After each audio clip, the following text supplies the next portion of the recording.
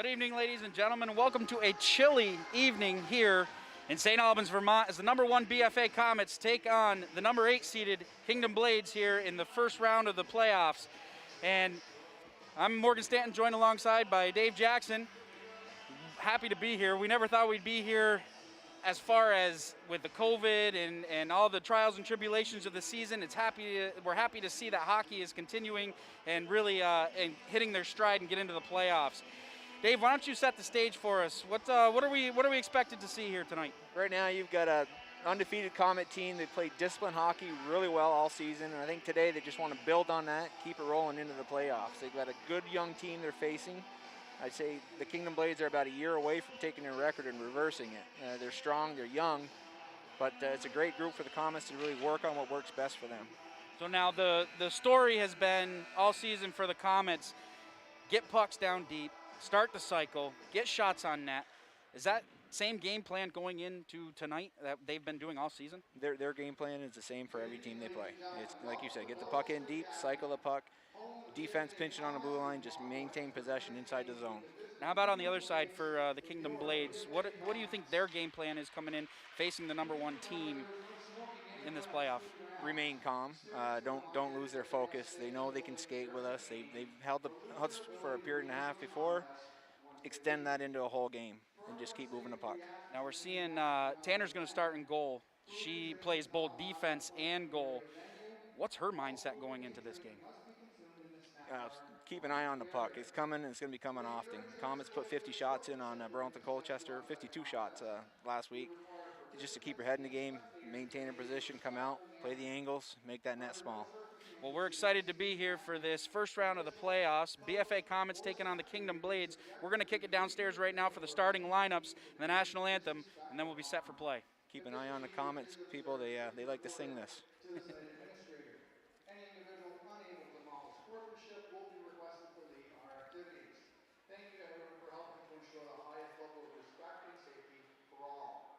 Tonight's officials are Mr. Sawtell and Ms. Hayes. For your starting lineups, for the Kingdom Blades, in goal, #20, Sarah Tanner. On defense, #5, Liza Morse. Also on defense, #6, Reese Petit. Starting at center, #10, Clara Andre.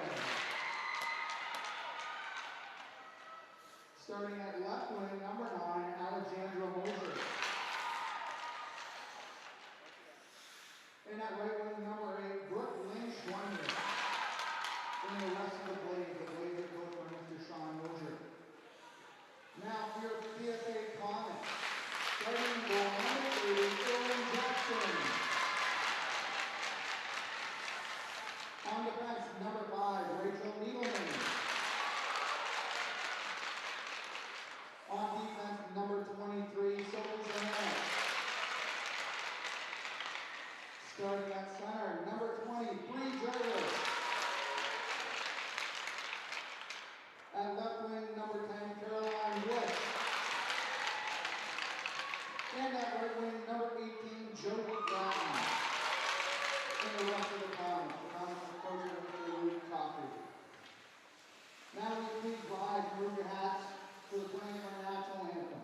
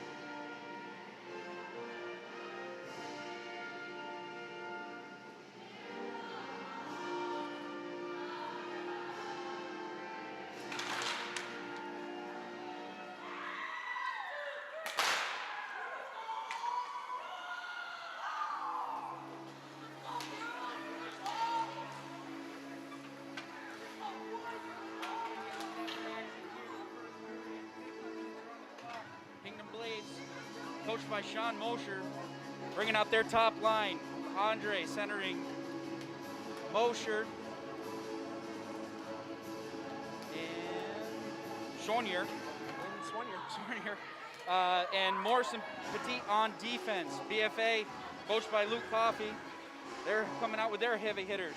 Jarvis is going to be centering Bliss and Grattan, and on defense, Sophie Zamanek and Needleman will be starting on D. 15 minutes on the clock, and you expect BFA to start out real hot here. They're going to come out with the first line. They're going to step on the gas right now. You're going to see some good puck possession in the Kingdom zone. They're going to start their cycle, and we'll see. If the girls play unselfishly, you'll see them set up a cycle real good. If you see them each want to get it all, it's going to take them a little while. And that's something that you told me right at the top of the broadcast, was that they do that cycle very well. Yeah. Those three especially. I mean, I'm looking at your hat, and you got a Sabres hat, and I just want to recall that the Bruins really ran the cycle well against the Sabres. Yeah, well, everybody's running the cycle well against the Sabres this year. Not the Canadians. Last 18 years. So we are ready to go here at the Collins Purley Sports and Fitness Center. BFA winning the opening draw. They look to get the puck down deep. Off of Needleman's stick, she'll get it up. Turnover there. Taken in across the line by Jarvis. Just a touch offside was Jarvis ahead of the play, so we'll get our first stoppage of play just about 20 seconds into this first period. Face-off's going to be outside the Blade zone. Andre taking the draw for the Blades. She wins it back. Puck possession for the Blades. Thrown up and out where it can be gathered on the stick of Delorier. Zamanek. You're going to get this by the next shift. Those uniforms, the numbers are a little different. Yeah. Bliss with the puck now, throwing it into the zone for a line change. 14-18 left here, first period. Blades skating out of their own zone. It's on the stick of Mosher. Taken out by Andre. She'll get the puck down deep and get a line change. Puck gathered in deep by BFA. They start the breakout. Turnover at the line. Andre takes a shot. That one was blocked down in front. Zamanek has it on her stick. She'll skate out of her own zone. Pressured neatly. Delayed offside. And the Kingdom Blades have to reset. Puck goes down deep. Horrigan with the puck now. She'll throw the puck up. Ray Alexander to Montaigne. Montaigne pressuring down deep. She'll get the puck down deep. Puck taken away there by Waterman. Turnover out front, taking a shot, score! Molly Smith.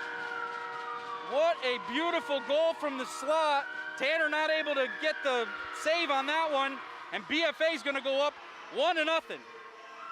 And just as you predicted, they came out firing. Get the goals going early, get it flowing. That was a shot, I believe, by Ray Alexander or Matty Montaigne from the corner, and just kicked out wide to the slot, and Molly Smith. Horrigan put it right through the 5-hole on Tanner, and that was a good shot and a good start for BFA. Puck taken away by Andre. She'll gain the blue line. Pressured on the outside by Smith. Puck down deep. Clayton has it on her stick. She turns the puck over. That one goes down into the corner. Battle in the corner. It's on the stick of Frades. Puck pops free. Thrown up and out of the zone by BFA. Gathered in deep by Petit. She looks to go D to D. She's got Morse. Morse inside her own zone. Pass misses everybody, and it can be collected by Horrigan. D to D pass. Up ice to Frades. Frades has it in her stick. Pressured along the sideboard. BFA getting the line change. They'll get the puck down deep. 12:40 left, first period. BFA leading 1-0. Puck down deep by Morse. Along the outside. Turnover there. Puck taking, good shot, blocked down in front. Good defense by the Kingdom Blades. Not allowing that shot to get to the front of the net. Puck down low. Looking in front for Jarvis, not able to find her. And the Blades will clear the zone. 12:16 left, first period. BFA has to reset. They get the puck down deep. It's chased in by Jarvis. Morse has it down below the red line. Jarvis passes out in front, shot, good save by Tanner. That one goes off into the corner. Good shot by Grattan. She was right on the doorstep. Long shot from the point, tipped down in front, good save by Tanner again as Jarvis got her stick on it in the slot and was able to tip it on goal. Puck cycled down deep by Bliss. Taken around by Jarvis. Jarvis looking to get it to the point.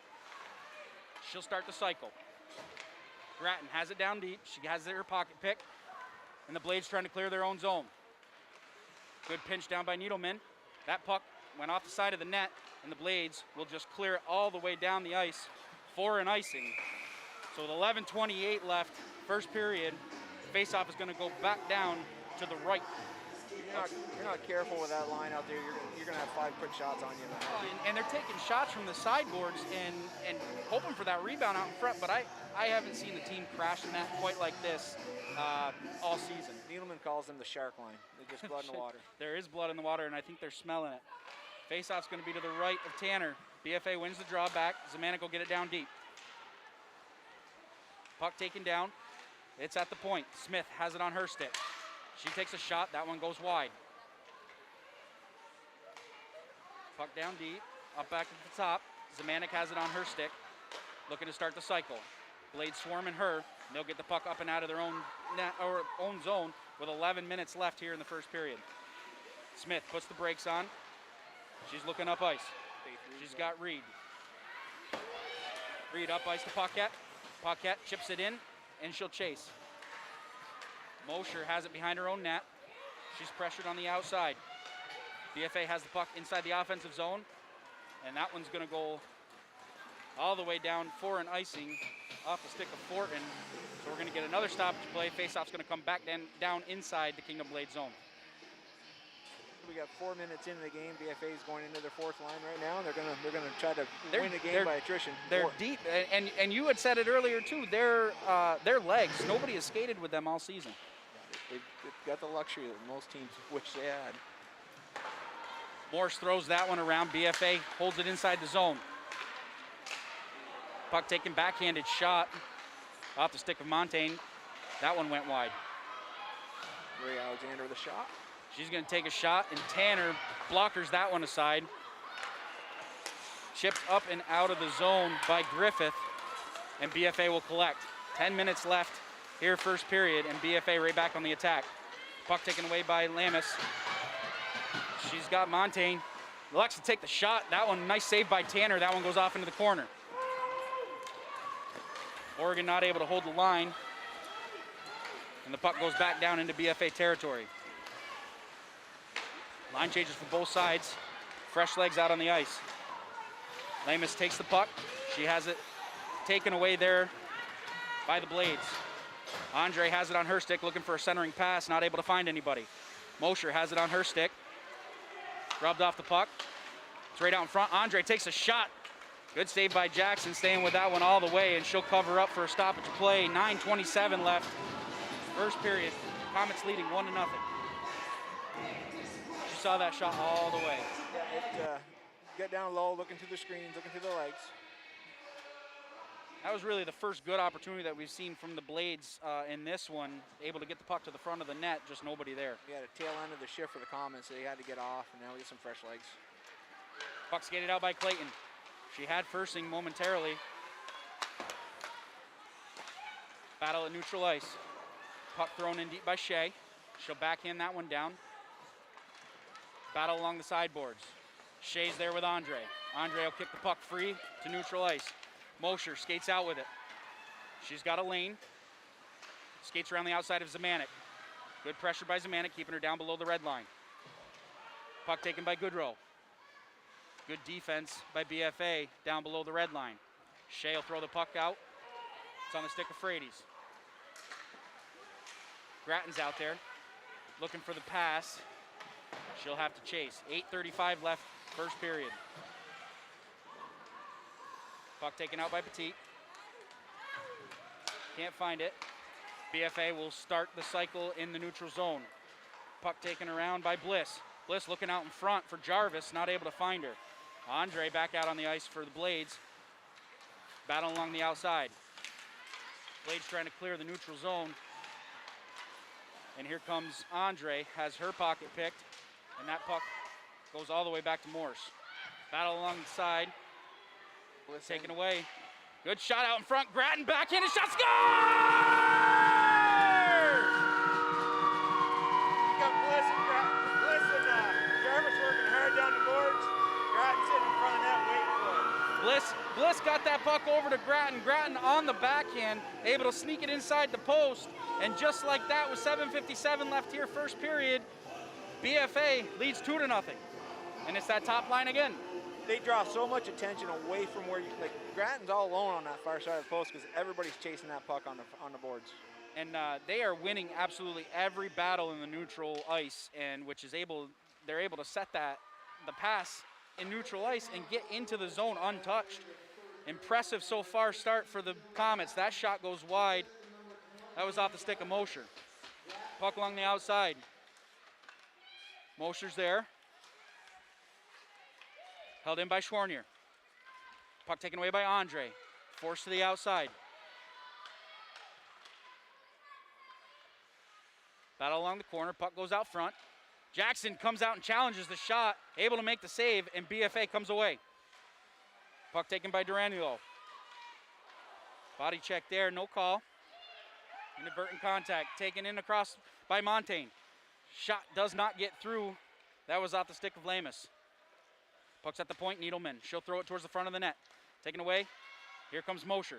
Mosher through center ice. She'll gain the blue line. Nobody with her. Waiting for her teammates. Puck thrown up and out by Alexander, and the Blades have to recollect. Puck along the outside. Fursing has it on her stick. Looking out front for Alexander. She's got her. Alexander skating around Morse. Looking out in front. It's at the point. Zemanek has it. She'll let it rip. Good save by Tanner. She kicks that one off to the side. Fursing reverses ice. Wraparound opportunity. Good job by the Blades clearing the zone. And a good job there by Horrigan holding it momentarily. Puck taken away by Frades. Zemanek has it on her stick. Miscommunication on the ice, and it's a turnover for the Comets. I think you can call a body check on your own teammate.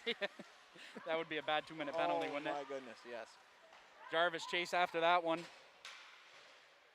Fortin first one there. She's behind her own cage.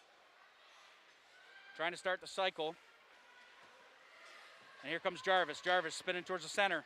Shot off the outside of the cage by Grattan. Puck out in front. BFA doing a good job starting that cycle. Trying to get it to the point to Zemanek. Not able to get there. And the Blades will clear the zone. 5:38 left first period. 2-0 lead for the Comets. Turnover there. Horrigan has it on her stick. Now Bliss. She slides it over to Bliss. Bliss will gain the blue line. Skating hard along the outside, but thrown right back down. Zemanek has it on her stick. She circles inside her own zone, looking for some help. Jarvis has it. Looks to get it deep. Not able to do it. Good stick check there by Griffith. She takes that one away. Tries to get the puck down deep, but it's a turnover there. Zemanek coming back on the backside. Good poke check, and not allowing Griffith to get in front of the net. Andre throwing it all the way back down the Comet zone. 4:52 left, first period. Blades trying to get the puck out to the front of the net. Faith Reed coming out. She'll look to get the puck deep, and she does. Chased in deep dive by Waterman. Waterman will be the first one there. Pressured on the outside. It's at the point. Shea fakes the shot, makes a nice move, takes another shot. Tanner saw that one all the way, and she blockers that one off to the side. Great move puck, by yeah. Shea. Up top to Shea. Shea takes another shot. That one's blocked down in front by Andre. Andre flips that one up all the way down the ice, and we're going to get another icing on the Blades with 4:17 left first period. Faceoff's going to come back down to the right of Tanner. Great move by Shea in the blue line. I thought she was throwing that puck right into the shin pads of that girl off of the races to the breakaway. But Absolutely. She made a nice little toe drag at the blue line and then got the shot off, and she had two good shots on that little sequence right there. The second one made it all the way through, and Tanner equal to the task. it was not known for the toe drag either. Very impressive. Reed's going to take the draw down deep for BFA. Andre not able to win it back. Shea has it on her stick. She'll start the cycle. Reed, down deep. Alexa let the puck go. Just over 4 minutes left, first period. Blades trying to get out of their own zone. Morse throws that one up dangerously. Shea has it. Look to go D to D to Needleman. Needleman will just throw that one in. Puck skated out here by Petit. Petit gains the blue line. She takes a shot. Jackson sticks that one to the side and goes off into the corner. Petit getting the rebound. And now it can be skated away by BFA. Kayla Shea taking some runs. Shea has a nice pass up ice to Paquette. Paquette around the outside, pressured neatly, takes a backhanded shot. That one went off the outside of the cage. 3:33 left first period. Puck taken down deep, and BFA looking to start the cycle. Semanic's at the point. She has it now on her stick. She'll take a wrister. That one, a blistering shot from the point. Tanner blockers that one aside. Zemanek has it again. She'll take another shot. It's down deep, right in front in the slot. BFA not able to get a stick on it, and the Blades are able to clear and get a line change. Zemanek starts it back up. Paquette has it on her stick. She'll drop it off there for Lamus. Takes a shot, glove save by Tanner. She'll hold on to that one. 2:59 left first period. Faceoff's gonna be inside Blade territory. Great look by Zemanek, up ice. Alexander on the far blue line just sitting there catching the Blades in the line change. Smart move, good pass. Good opportunity by the Comets.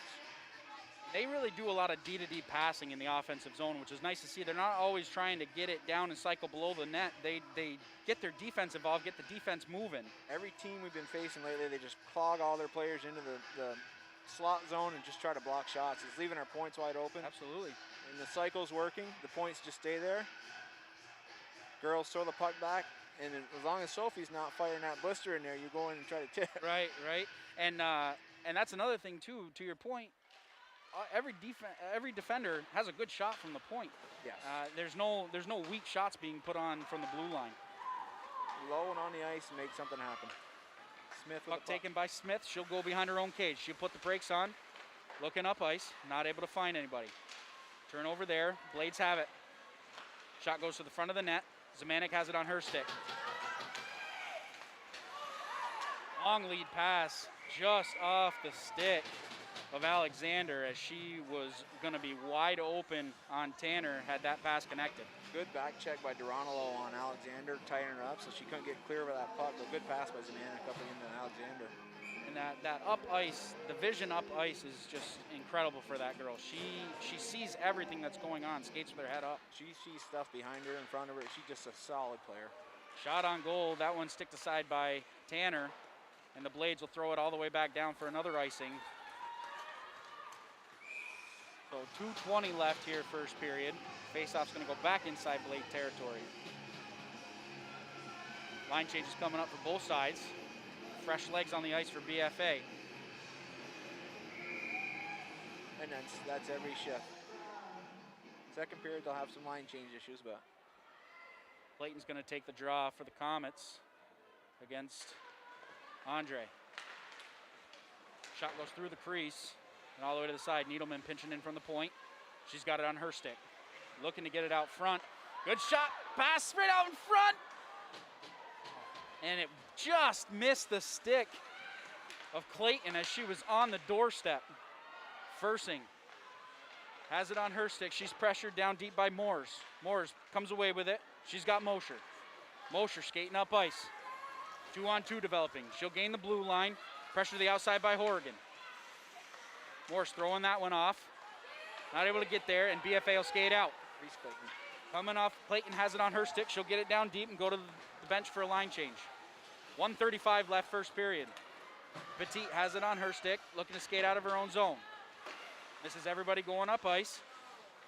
Almost a turnover there for BFA, but they'll skate up ice. Good shot, good save by Tanner as that one was kicked off to the side.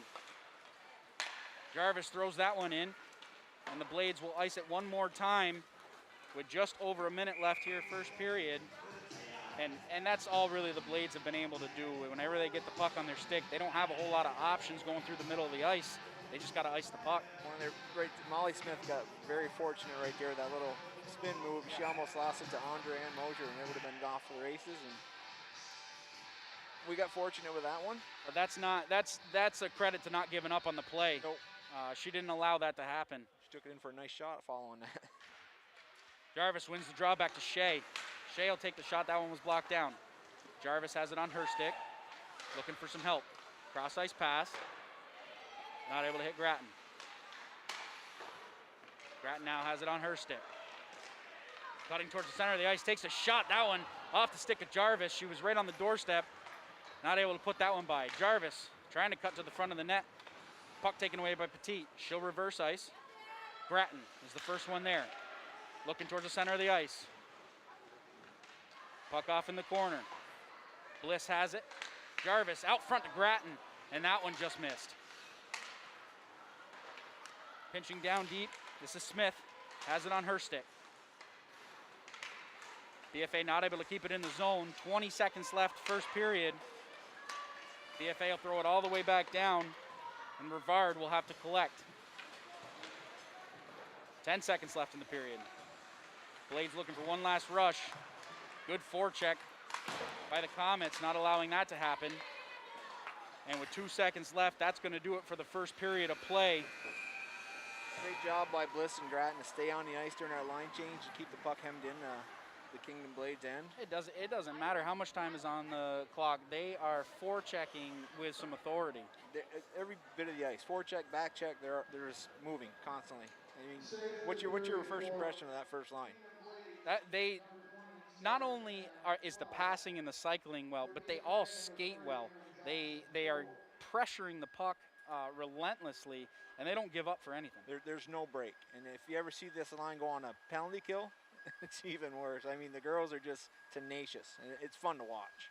Absolutely. I mean, I had said it before. I hadn't seen this team yet this year, and so far they're living up to everything that I've heard throughout the season.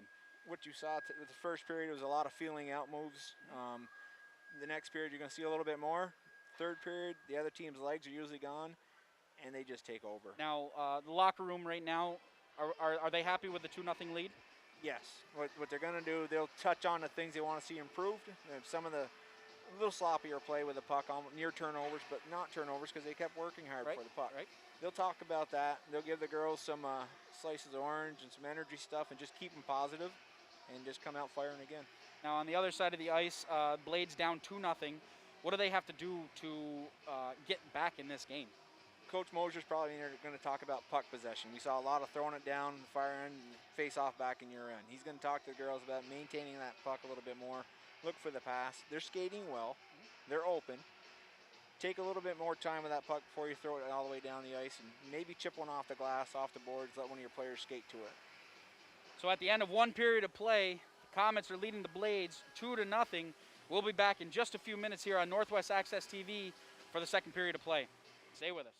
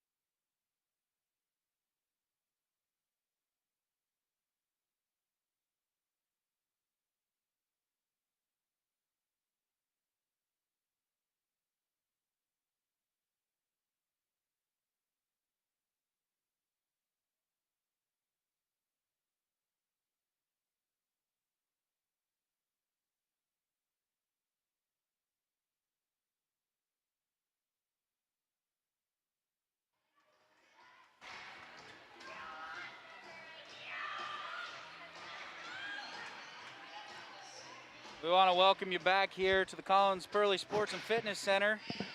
Second period of action about to start.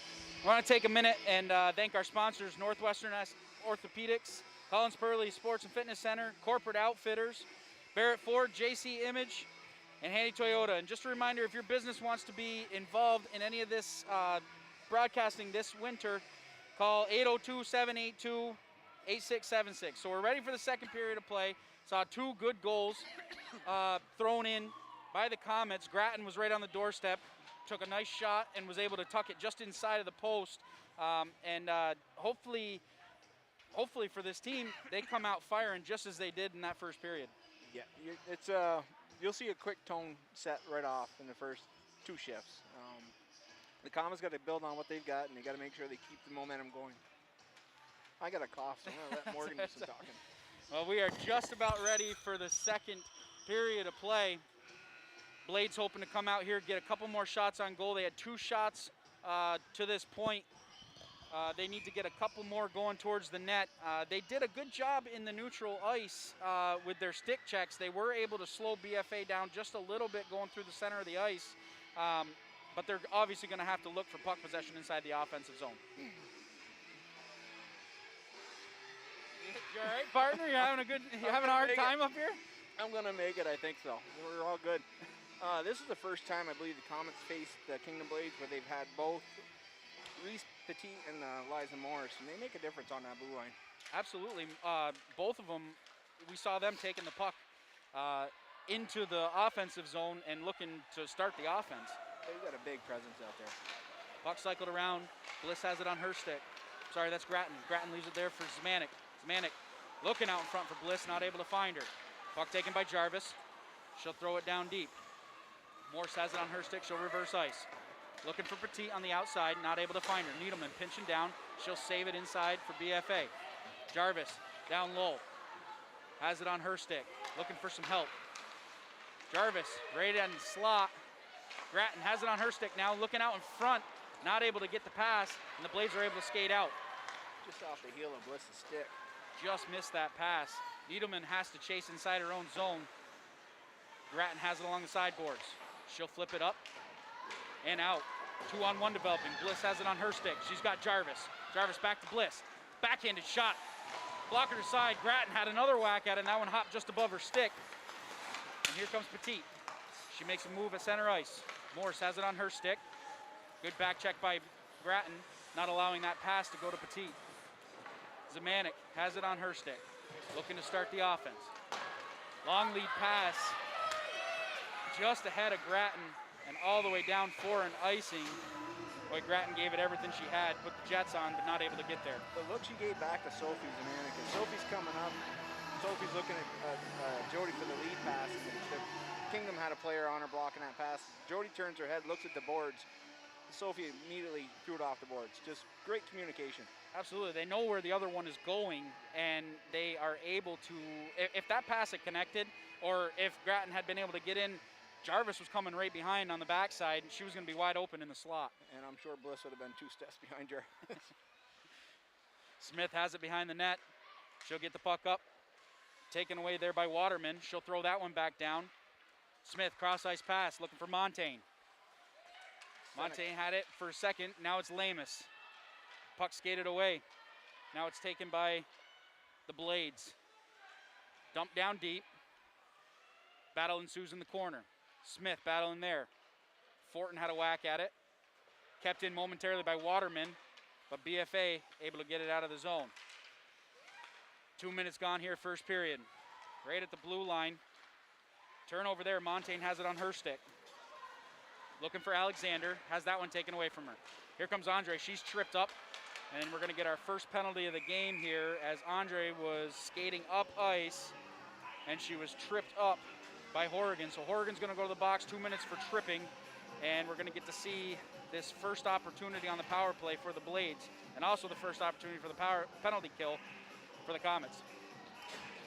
Interesting group when the Comets will send out with the penalty kill.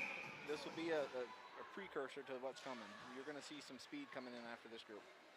Zmanek throws that one up, and it will get out all the way down, chipped down by Frady's. all the way down deep. Morse chases after. She's pressured by Frades. Puck along the side. Blades trying to get out of their own zone. It's off the stick of Schwarmer. She's down deep. Schwarnier has it, throwing it around. Zemanek chips that one up, hits somebody in front. She caught Reese Clayton side of the head with that puck. Looked like it shook her up for just a second, but she stays out there on the penalty kill. Petit gathers inside her own zone. Looking up ice, turnover there. Zemanek gains the blue line. Skating in, Clayton now has it. Clayton making a move towards the front of the net. Takes a shot, that one saved by Tanner. Rebound just off the outside of the net. And the Blades dodge a bullet there. Oh, Reese almost had her own rebound in. That's pressure right there. That's forechecking on the penalty kill. And it's impressive to see. Petit gonna gather below the red line. Looking for some help.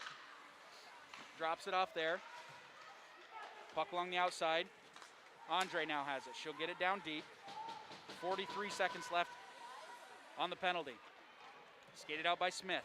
Smith makes a move around one. She'll chip the puck down deep. Chased in after by Reed. Reed's the first one there.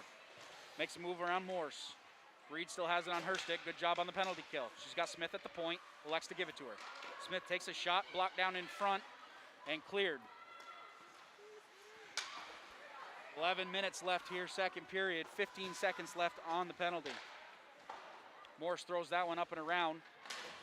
Held in by BFA. Reed has it along the sideboards. Has it taken away from her, and the Blades will just chip it out with 3 seconds left on the penalty. And we are at even strength with 10:45 left, second period. Grattan has it on her stick, making a move around two. Dangerous cut towards the center of the ice. Fortunate that she didn't have that one taken away completely. Isabel Goodrow was all over that. Strong play for an 8th grader. And they've been doing well. They've been doing well with their stick checks, getting blocking the passes, and Grattan really has to be careful cutting through the center of the ice like that. As a goalie, Dad, that's a no-fly zone for Absolutely. me. Absolutely. I'm sure your daughter would say the same thing. Oh yeah, she cringes. You get that up above the circle. Don't be cutting into the middle too early. I noticed on that power play that Kingdom Blades were sending a player down to our blue line, try to stretch out our defense. Just keep an eye on that, see if he's gonna. Jarvis got kicked out. Grattan will take the draw against Andre. Grattan wins the draw back. Shot blocked off into the corner. Jarvis first one there. Taking on two Blades. She'll start the cycle. Grattan now has it on her stick. Makes a move towards the center. It's on the stick of Bliss. Bliss has it taken away from her. Andre not able to gain possession. And it's held at the blue line by Needleman. It's at the point. Looking for some help. Grattan gives it off there to Bliss. Bliss over to Needleman. Needleman throws it towards the front of the net. Held on to by Tanner. Stoppage play, 9:56 left, second period. Faceoff's going to be the left of Tanner. Rachel Needleman, just like her dad. Shooter's got to shoot. Shooter's got to shoot. And they are not afraid to let that puck go from the blue line. And they're looking for that tip out in front, and just the crashing, as we had mentioned in the first period, is just... Especially with that three right there. Jarvis, Bliss, and Grattan. Petit has it on her stick. She'll reverse ice. Puck taken by Grattan. She's got options. She'll start the cycle. Jarvis now has it down below the goal. Looking out in front. She had Grattan. Bliss getting in the mix. Jarvis wheeling around towards the center of the ice. Shot off the post! Post to post. Grattan had an opportunity there. Had a bit at her second goal. And that one went off the post. Tanner was beat. Shea gathers inside her own territory. We got one coming. And we are going to get a penalty. Caroline Bliss with a hook on Isabel Goodrow. So now the mindset for the Blades, they didn't get much going on that first power play. Now the mindset is they have to get puck possession inside the offensive zone. Yes, and the first two lines that we sent out for the penalty kill the last time were solid players, but not your normal penalty kill line. You're going to see a little different look right now. Lamis wins the draw back. Zemanek throws that one up. Kept in by Petit. Petit throws that one towards the front. That one hit a body in front and goes off into the corner. Alexander throws that one around for Zemanek. Zemanek has it on her stick. She'll throw it up and out. Gathered by Mosher. Down around the outside. Schwarmer throws that one down deep. Zemanek turning the puck over there to Andre. Oh, that's Mosher out in front. Looking for some help. Had Andre momentarily. Petit at the point. Takes a shot. That one, good block down in front by Zemanek. Pressure by Alexander now.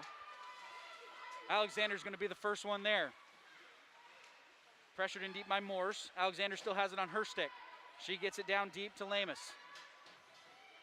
Looking out in front. Needleman at the point. D-to-D pass to Smith. Smith chips that one down deep. BFA doing a good job maintaining possession inside the offensive zone on this penalty kill. Smith has to race back. She's the first one there. Pressured by Mosier. On the stick of Andre, looking out in front. In the skates of Reed. Reed doing a good job not allowing her player to get the stick on it. Another block by Reed. Good shot there on the outside by Fortin. That one hit a leg. Blocked by Molly Smith. Andre now down below the red line. Taken away here by Montaigne. She'll chip it up and out. Here comes Reed. Reed with 20 seconds left on the penalty kill. She'll chip it down and chase. Pressured on the outside by Rivard. Reed makes a move. Doing a good job maintaining possession. Shea has it at the point. She'll backhand it down deep. 5 seconds left on the penalty. Good job by BFA once again as they have killed off their second consecutive penalty. Loose puck, center ice. It's chipped up and out, and it's on the stick of Griffith. She'll get it down deep, all the way down. Jackson will just leave it there for Shea. Shea skating up ice. Not able to get her. Grattan has the puck on her stick. She's got Bliss going towards the front of the net. Gives it up. Good defense on the backside. Grattan collects. She's got Bliss. Looking to start the cycle. Good pressure by Rivard as she tries to get it out of the zone.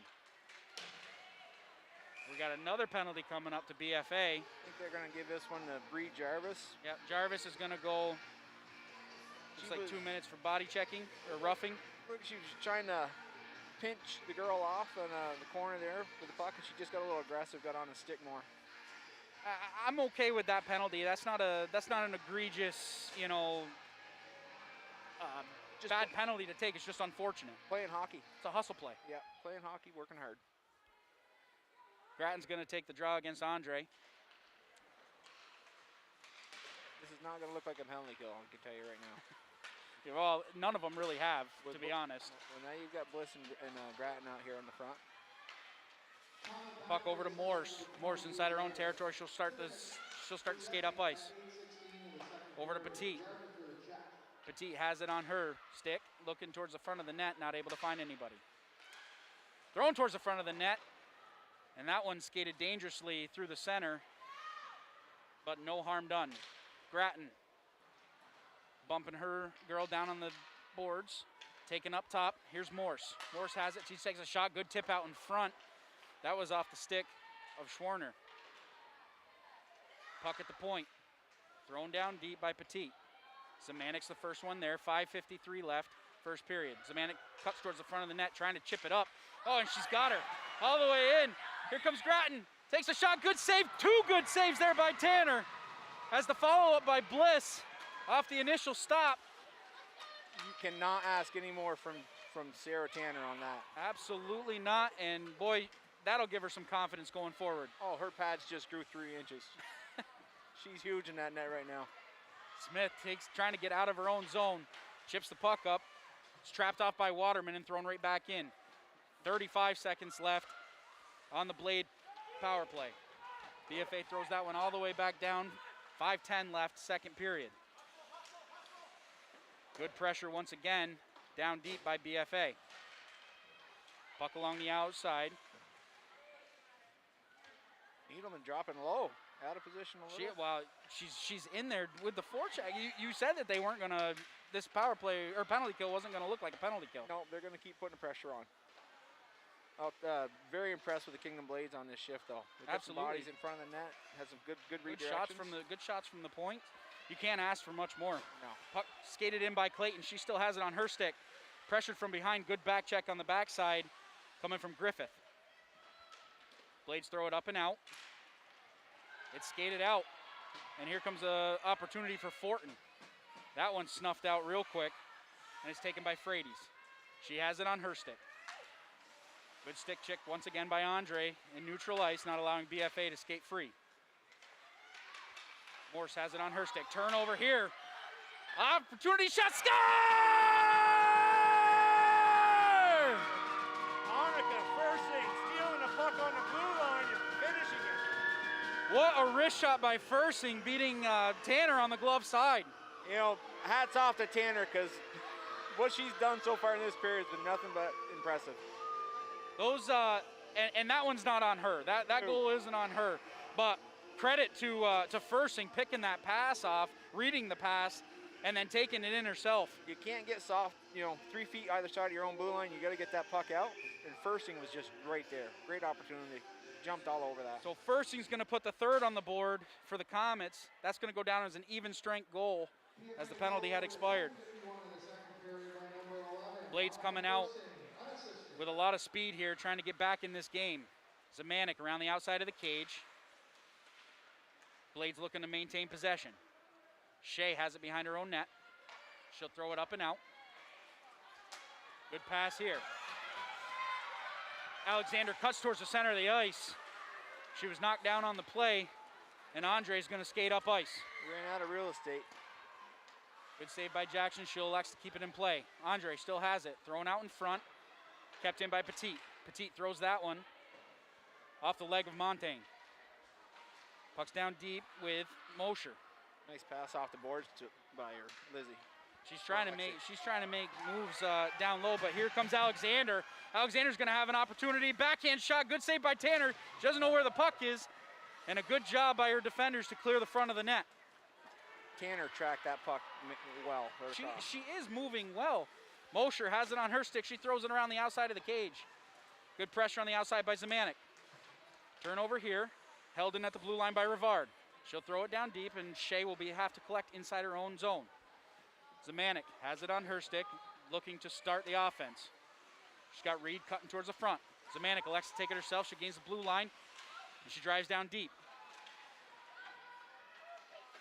Zemanek up to the point. Good shot. Good block down by Griffith, as she didn't allow that one to get to the net. Blades will throw that one up and out, and it's not going to go all the way down for an icing. Foot race for the puck. Smith the first one there. Good pressure by Goodrow. Goodrow doing a good job on the forecheck and not allowing BFA to skate out of the zone. That's an 8th grader right there. Very impressive. That whole second line, Griffith, Goodrow, and Fortin, they're all 8th graders, yeah. And they're holding their own out there. Griffith's got some good size for her age, too. Goodrow skating up ice. She'll get the puck down deep. Just over 2 minutes left, second period. BFA looking to get out of their own zone with a long lead pass, but it's taken away by Rivard. Rivard makes a nice move at the blue line. Reed backhands that one in. Good pressure on the outside by Mosher. Smith gets that one down deep. 1:45 left, second period. Here come the Sharks. That blood's out there, huh? Oh, yeah. Held in at the blue line by Horrigan. Pressured neatly on the side by Mosher. Andre throwed that one, missed everybody. And Zemanek will have to collect behind her own net. 1:25 left, second period. Here comes Bliss. Bliss makes a nice move. She's in all alone on Tanner. Shot, score!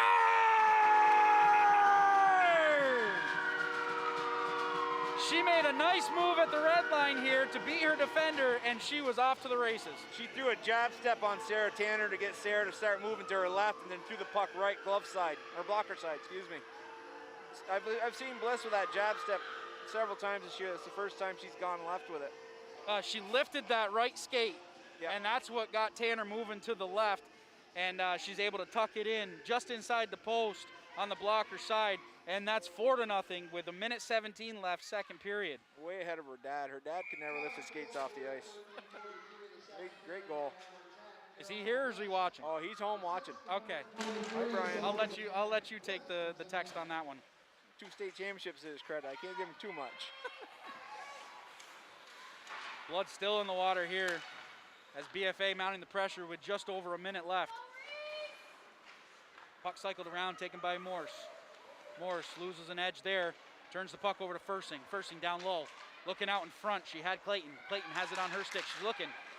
Sophie dropping in. Zamanek was tapping and calling for that puck from the blue line. Got a little aggressive play in front of the net, which I cannot blame. Yep. They're just, there's a lot of traffic with white jerseys, and they got to give their goalie a view. So Goodrow's going to go to the box. I really like Isabel Goodrow as a player. She is one feisty little girl. And again, just as we saw earlier, that's a hustle play, and you're trying to take the body, and I don't think it was over aggressive. No, she's a solid kid. Jarvis is going to take the draw here. First penalty, first power play opportunity. Zamanek lets that one go. That one just went wide. Puck down low. Petit throws it up and out. But at the blue line, Zamanek keeps it in. Starts to cycle. Here comes Jarvis. Jarvis cuts to the front of the net. Glove save by Tanner. Rebound taken away by Jarvis. Jarvis looking cross ice. Blades able to clear the zone with 25 seconds left in the second period. 1:30 left on the penalty. Zamanek, dangerous pass there, but it's taken away by Grattan. Grattan, cross ice pass, caught up in the stick of Petit. Delayed offside, so Zamanek will have to come back inside her own zone with 5 seconds left. She's going to elect to just hold on to the puck, stall out the rest of this period. After 2 periods of play, I told you were going to get a text on it. A little clarification on that. Brian cannot lift his foot off the ice, but he did teach his daughter that move. I'll give you that, Brian. So after 2 periods of play, the Comets are leading 4-0. They're going to come back in the for the third period with 1:10 left on the penalty or on the power play, and they're going to be looking to get that quick one right off the bat in the third period. My guess, they're going to come back out with their #1 power play just to give them more work. Like I said, this is the first time you've seen them out there today. It's a great line to watch. It's a great power play. I think you'll see them start the third period just to get one under their belt. But I got a feeling you're going to see a lot of depth on our bench coming out in this third period. So Dave and I are going to talk at the end of this period, and as the game goes on, we want to remind everybody that Corporate Outfitters sponsors a player of the game each game, and the winner of that award gets a T-shirt sponsored by Corporate Outfitters. So stay tuned for that. We're going to pick a player of the game coming forward. We got a lot to pick from, wouldn't you say, so far in this one? Oh yeah, there's many quality players out there, just like this shirt. Nice quality shirt. Maybe Morgan will try it on before the next period. I know. Let's see, what size is that? Yeah, that's not going to work. It's a sport fit. That's it. We'll go with that. And we just want to remind you that Northwest Access TV is a nonprofit organization, and if you're enjoying the sports coverage that you're seeing throughout the year, consider making a donation. Just visit northwestaccess.tv/donation. So at the end of 2 periods of play, 4-0. BFA's got to be happy with the performance that they had through the first 2 periods, but especially that second period.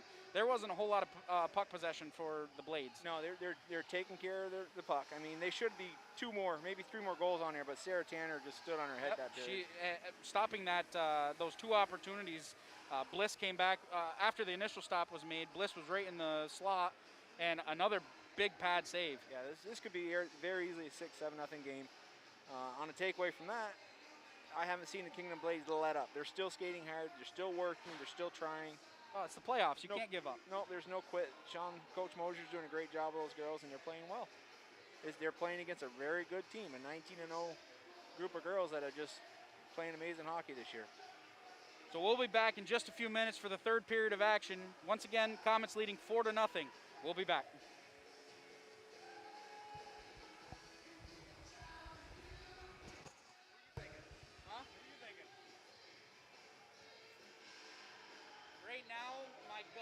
Right now my feeling is Grattan. She's back checking.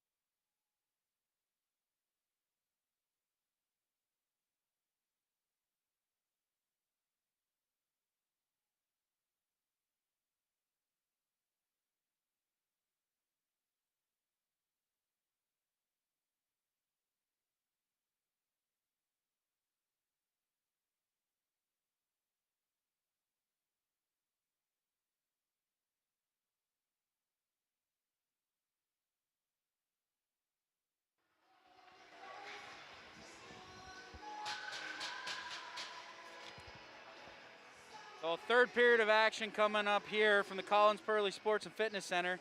And Dave, just touch one more time what you're liking seeing out of this team so far.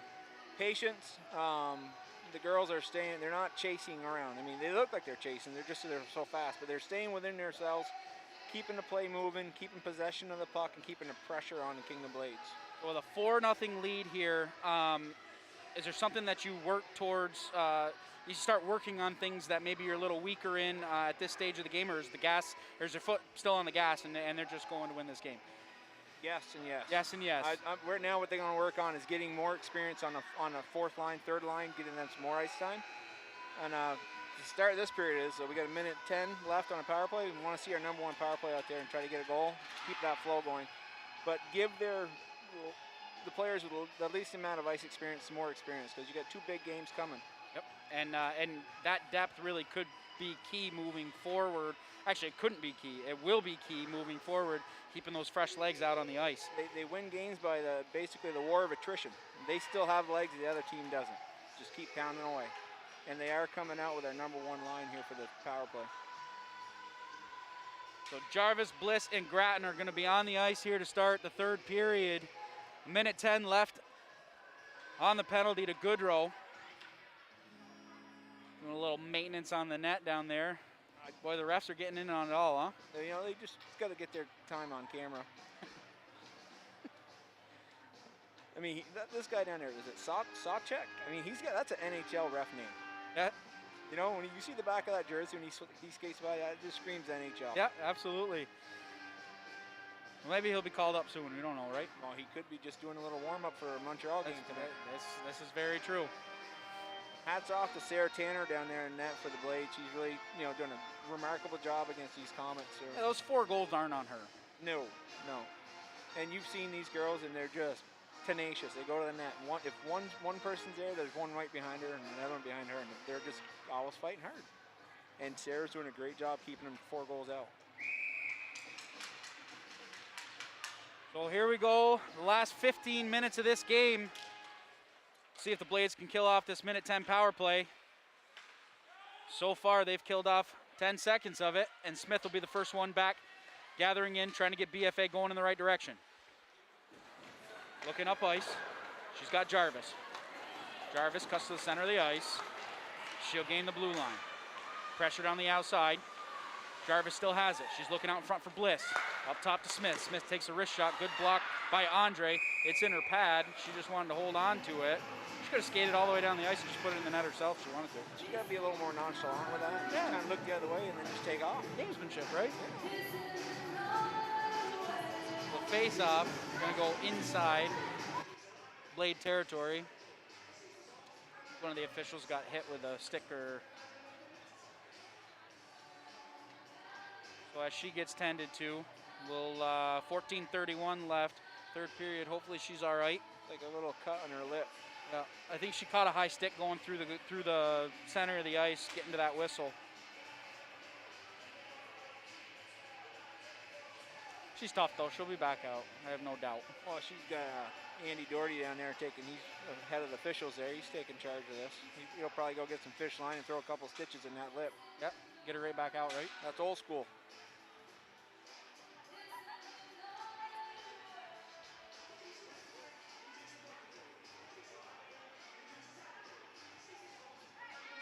This gives the Blades a little chance to regroup, a little early period reset, rest their legs.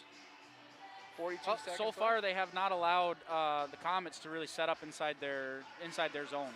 Yeah, that was a Jarvis gaining the zone, taking it deep, going around the net, then throwing it back up to the blue line. That's a little bit different than what they normally do. So normally she'll skate all the way to the blue line, decoy the pass back to the D, and either give it or take it and keep going around, working the cycle. And to that point too, good job on the opposite side for the Blades, keeping her to the outside, not allowing her to get that pass to the front of the net, because Grattan was sitting right out in front where she has all night long, and she was not able to get that pass to her. Yeah, you see it was kind of like a lazy entrance into the zone by Bliss and Grattan, and I think that was by design.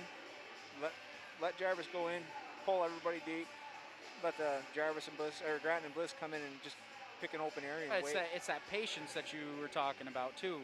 You can really see it develop as she was skating into the zone. And 2 sophomores and a junior right there. There's a lot of maturity in that 3. We got 42 seconds left on the Goodrow penalty. BFA looking to get a goal here in the next 42 seconds, put this game 5-1, 5-0. Following up here, the doubleheader on a nightcap, the Bobwhites are going to take on CVU. As we're looking forward to that one as well. So stay with us right after this broadcast, as the boys will be up next. Those guys might be a little cuter than Morgan and I, but I'll tell you, I think we can take them in a wrestling match. Well, I'm gonna let you go first, all right? I'll be there to back you up. But I'm not challenging Mr. Wood to a golf match. Oh, it's funny, we were talking about that. I told you, I always spend time in the bunker, so it's don't be looking for it from me either. He may hit the bunker, but he means to because he can control the shots to the green better. But yeah, I'm wondering what he did with his college money. I think it was spent on golf lessons because he's very good.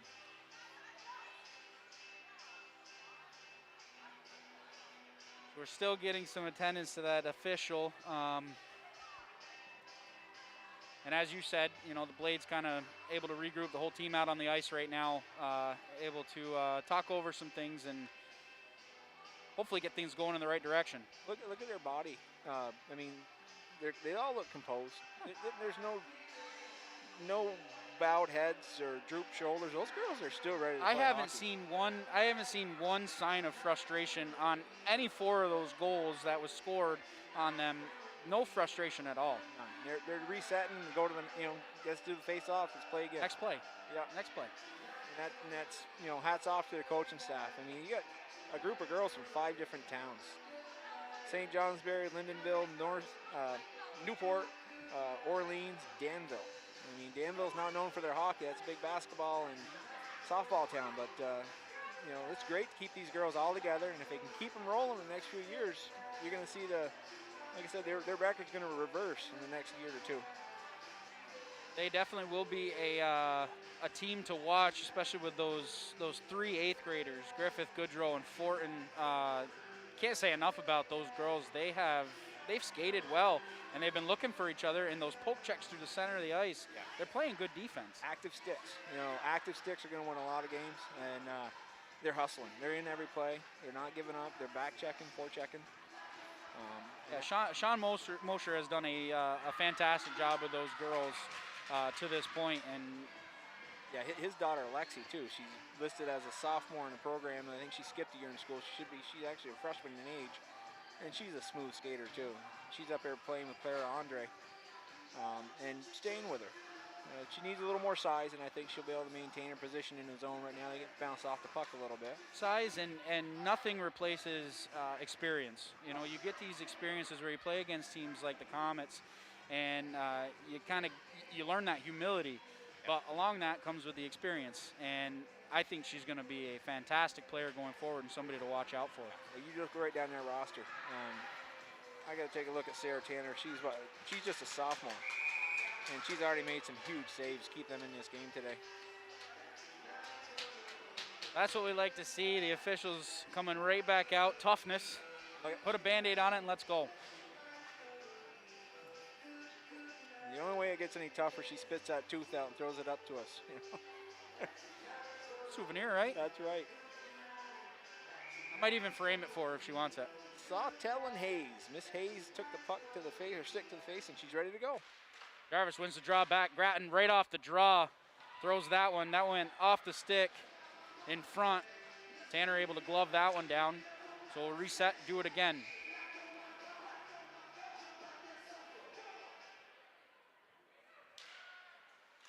Face off one once again by the Comets.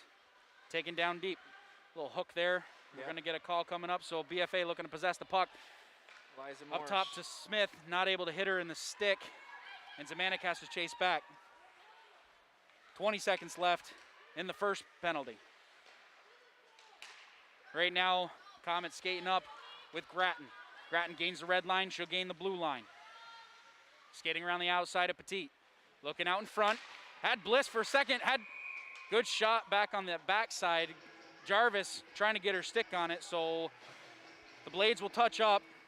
And it's going to be a 5-on-3 advantage for 4 seconds.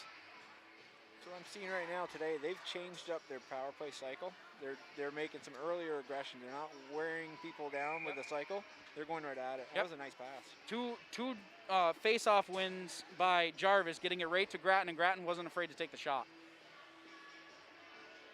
So 5-on-3 for 4 minutes, 13:54 left, second period.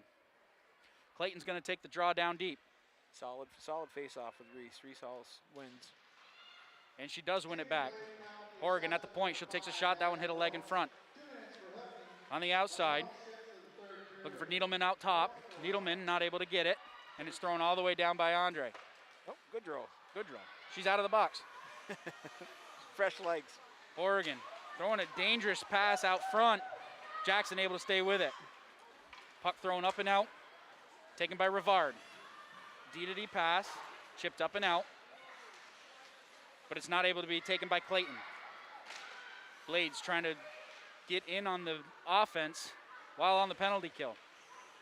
Poke check taken away there. Taken by Waterman. She'll throw it back down deep. It's off the stick of Needleman. Needleman throws that one up and out. Good no call. Good, yep, I agree with that one. Puck skated out by Clayton. She makes a move, gains the blue line. Clayton has it on her stick. Pressured on the outside. Rivard staying right with her. That was a Puck hard got hit. down. Good shot on the outside by Alexander. Pops up and out. What'd you see on that? Front of the net, right there battling. Defense just cross-checked Lamus to the ice hard, and they're battling pretty good. One of them's going to go, I think, in a retaliation here. Alexander trying to make a move. We're going to get a body checking penalty coming up as soon as Andre touches the puck. So the player I just mentioned that dropped Lamus to the ice skated to the corner and just leveled yeah. Alexander. That's that's Waterman. Brianna. She looked like she was just playing out of frustration that shift. She was really, I mean, John LeClaire took hits like that in the NHL. Yeah, he took hits like that when he was here. Yeah. I got a lot of assists with him. I just dumped it and he scored. Puck taken by Bliss. 5-on-3 opportunity here for the Comets. Held in by Zemanek. Zemanek looking cross ice. Good shot by Jarvis. It just flipped up on her stick just a little bit. Not able to get the good part of the wood on it. And it flipped up over the net. She had all kinds of net. You got to settle that puck. Another good look by Zemanek. Yeah, she's just got great vision. Bree set up perfect on that far post too. Good patience, but she settled that puck. There's a goal. So 27 seconds left on the 5-on-3. Stalemate for the draw, taken away by Petit. Jarvis has it on her stick, making a move around the outside. Jarvis still has it. Looking up top to Smith. Smith not able to catch the pass. And Zemanek's going to have to recollect inside her own zone. 12 minutes left, third period. Cross ice pass misses Grattan and goes all the way down. No icing. Battle along the backboards. Grattan comes away with the puck. Looking up top. She's got Smith. Picked off there by Morse. Morse skating up ice. And she's going to get her stick whacked out of her hand. So Zemanek's going to go 2 minutes for interference. Could have been a slash. It looked like it didn't look like a slash. It was a stick lift. She lifted the stick. She just lost. I'm not understanding the interference problem. She just came from behind, trying to poke the stick. If anything, it's got to be. If anything, that call has to be a slash. But she lifted the stick. She didn't smack the stick down. No, she did what you're taught to. Lift the stick, pop it up. But she took it right out of her hands. Sophie's a strong girl. So the first penalty is over. We're going to go 4-on-4 action for 1:12. 11:42 left, third period. Faceoff's going to be to the left of Jackson. Haven't called her name much. Haven't needed it. Smith chips the puck up and around to Alexander. Alexander pressured down deep by Goodrow. Goodrow doing some good work down along the backboards. She's down there with Smith. Strong girl. Smith pinning her up against the board, and it's taken away by Horgan. Horgan skating out of her own net, own zone. Pressured on the backside. Good pressure there by the Blades as they're not allowing BFA to get out of their own zone. Lexi Mosier with the pressure. Puck chipped all the way out by Rivard. It's got to be collected by Horgan. Dangerous backhanded pass. Got to take care of that puck. Alexander will collect inside her own territory. Again, good pressure by Goodrow coming back on the back check. Smith chips that one all the way down where it can be collected by Morse. Morse throws that one up and not out of the zone as Horrigan was able to hold it in at the blue line. 10:44 left, third period. Puck skated around. Here comes Alexander making a move around one. She gains the blue line. Around the outside, Rivard trying to get a stick check in there. Alexander still has the puck. It's at the point. Needleman throws that one down. Out in front, here's Shea. Pass along the boards. Fursing had it. Shea's at the blue line, not able to keep it in. Good pressure by the Blades getting it out of their own zone.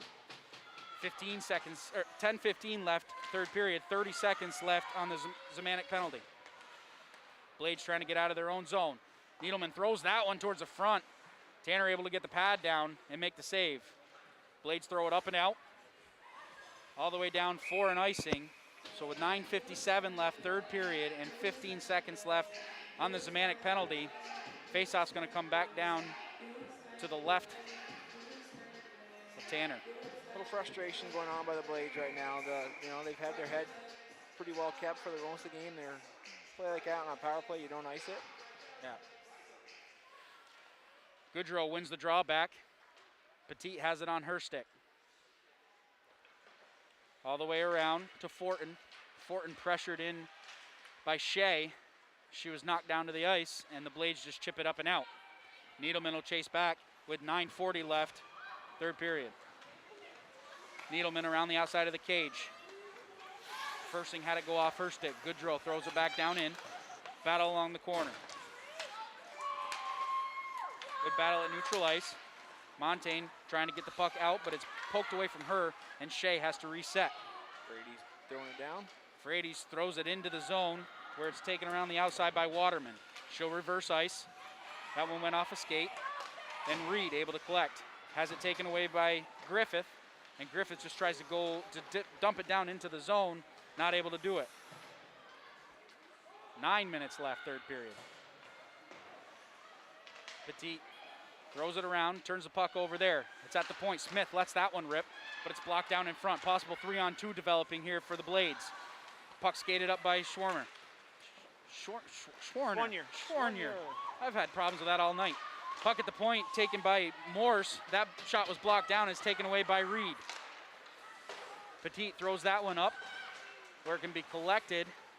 Now and skated back up by Andre. Andre down deep, pressured on the outside by Smith. Smith takes the puck away from her. She'll reverse ice, and it's given there by Clayton.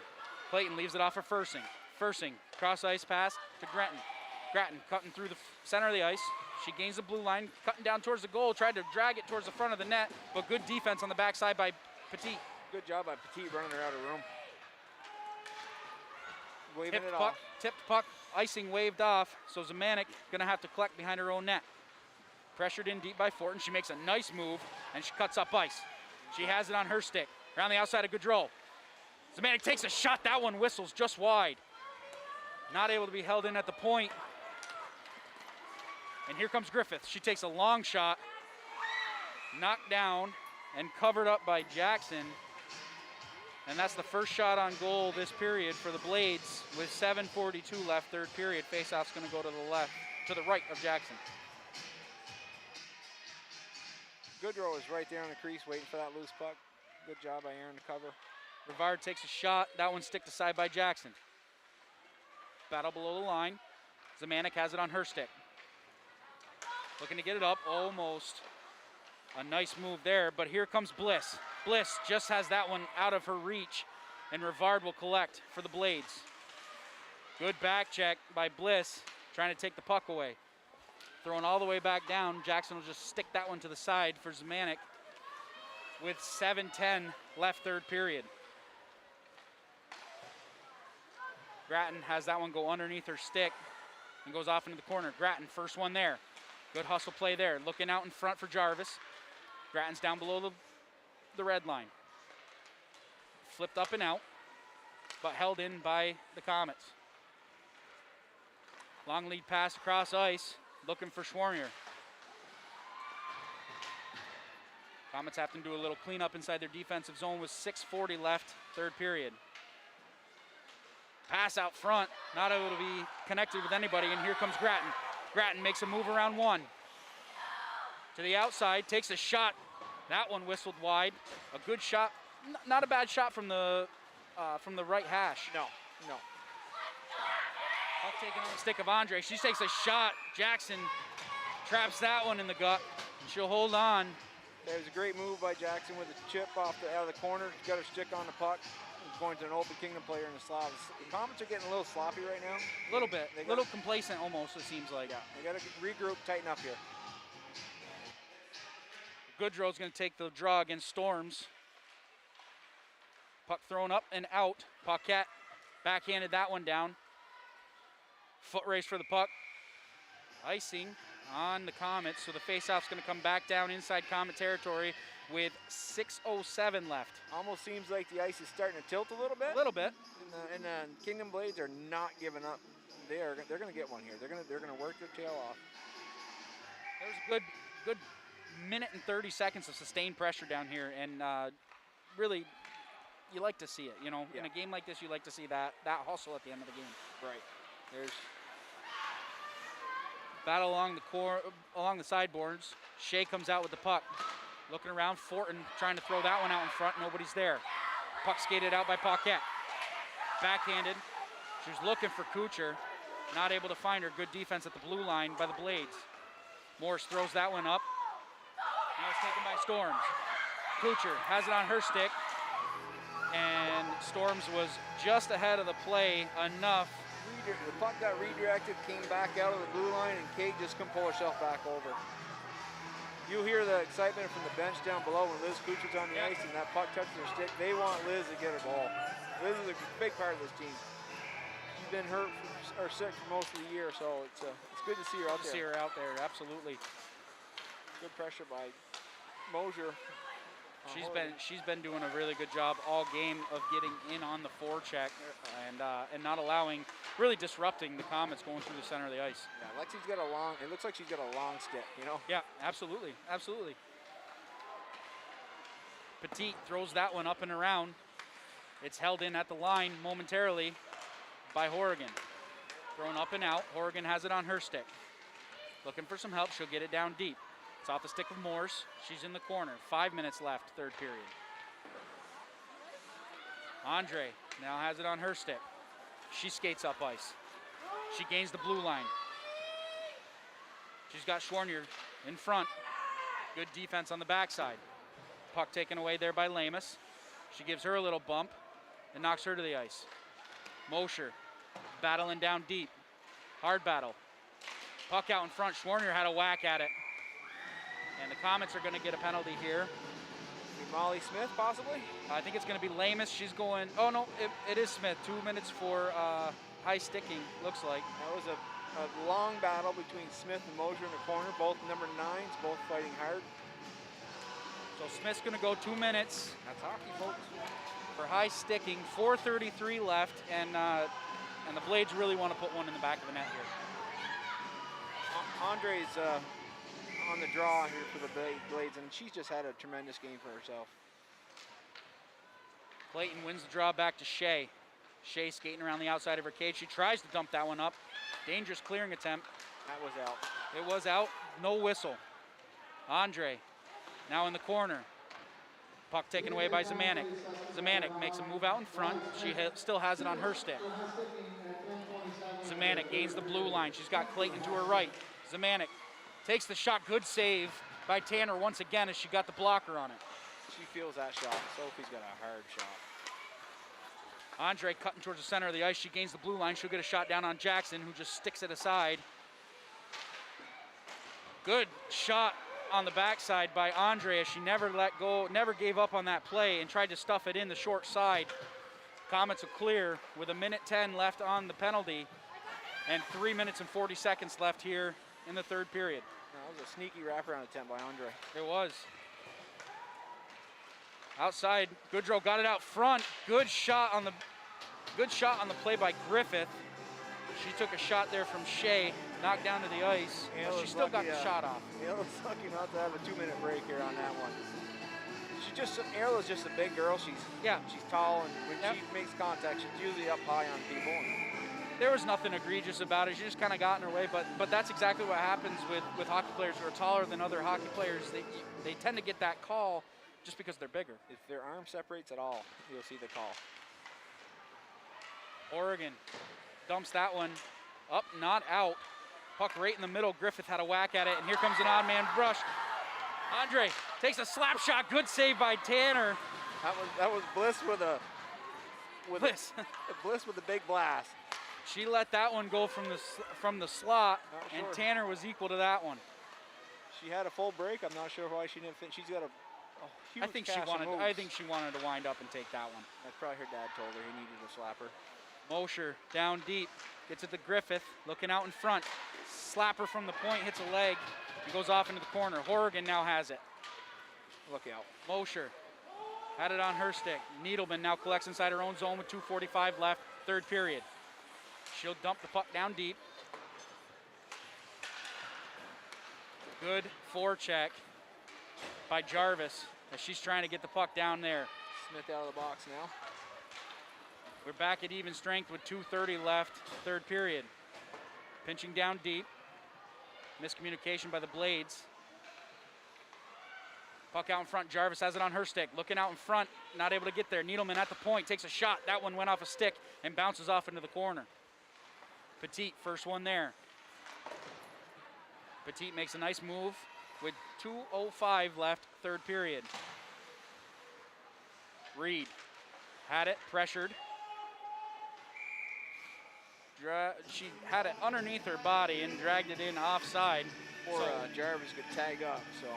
1:57 left, third period, and as we mentioned earlier, don't go anywhere after this one. The Bobwhites taking on CVU in the second game of this doubleheader. Great crowd here tonight, folks. Great playoff atmosphere. Zemanek gains the blue line, has their pocket pick. Andre, cross ice pass looking for Mosher. Grattan has it on her stick. Makes a move. Mosher Good defense by Mosher. Good job not allowing that play to go offside by Grattan as she circles through the middle. Puck taken away by Andre, hard work. And now Grattan has it on her stick. Grattan elects to circle around her own net. Just under 90 ticks left. Turnover there, Mosher down below the red line trying to stuff it out front. Mosher up top. Waterman takes a shot. That one deflected out in front. Jackson doesn't know where the puck is. It's right underneath her.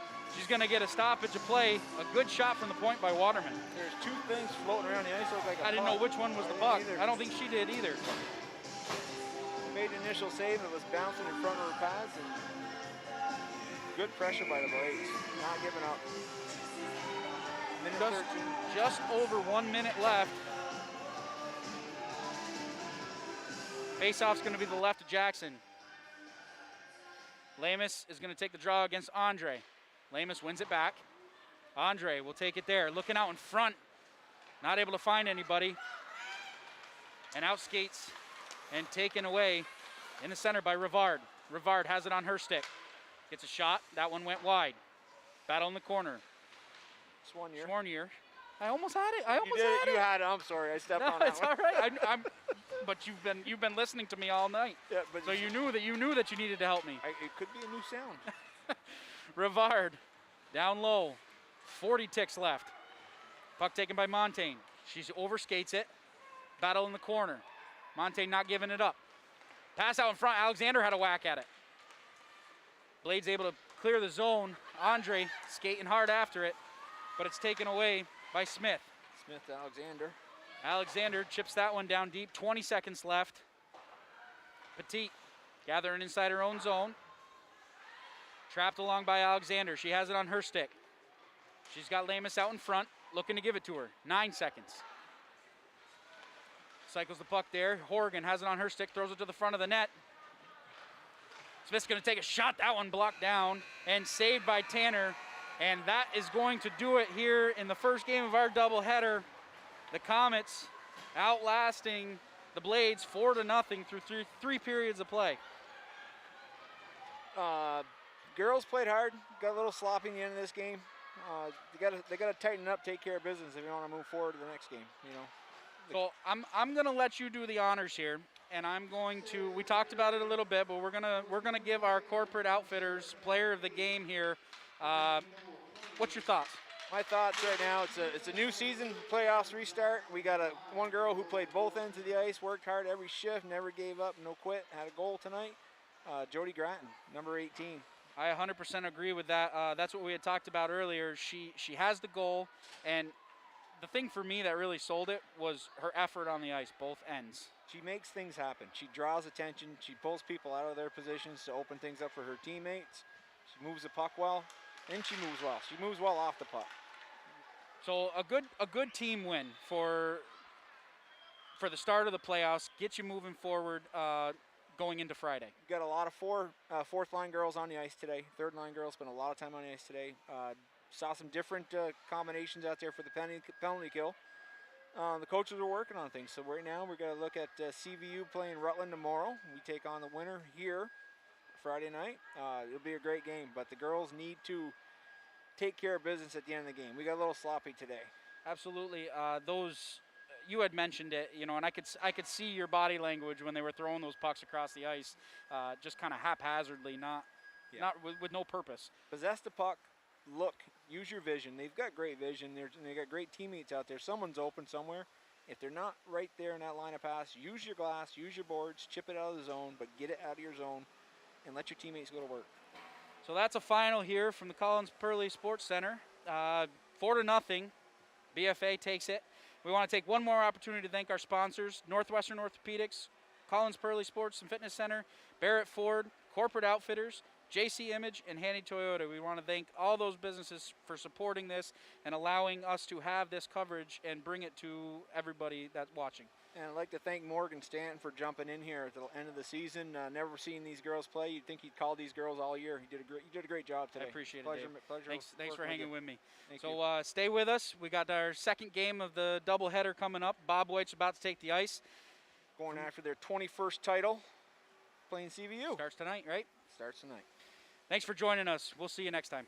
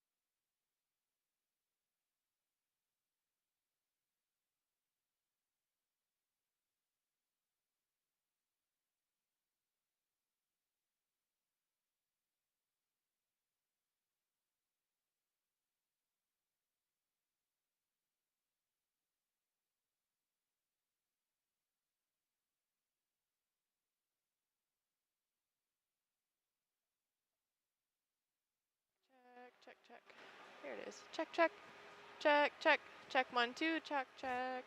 Okay, cool.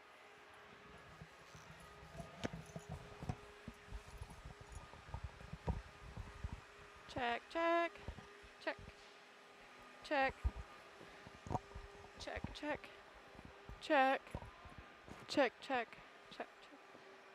Check 1, 2, check. Okay, cool.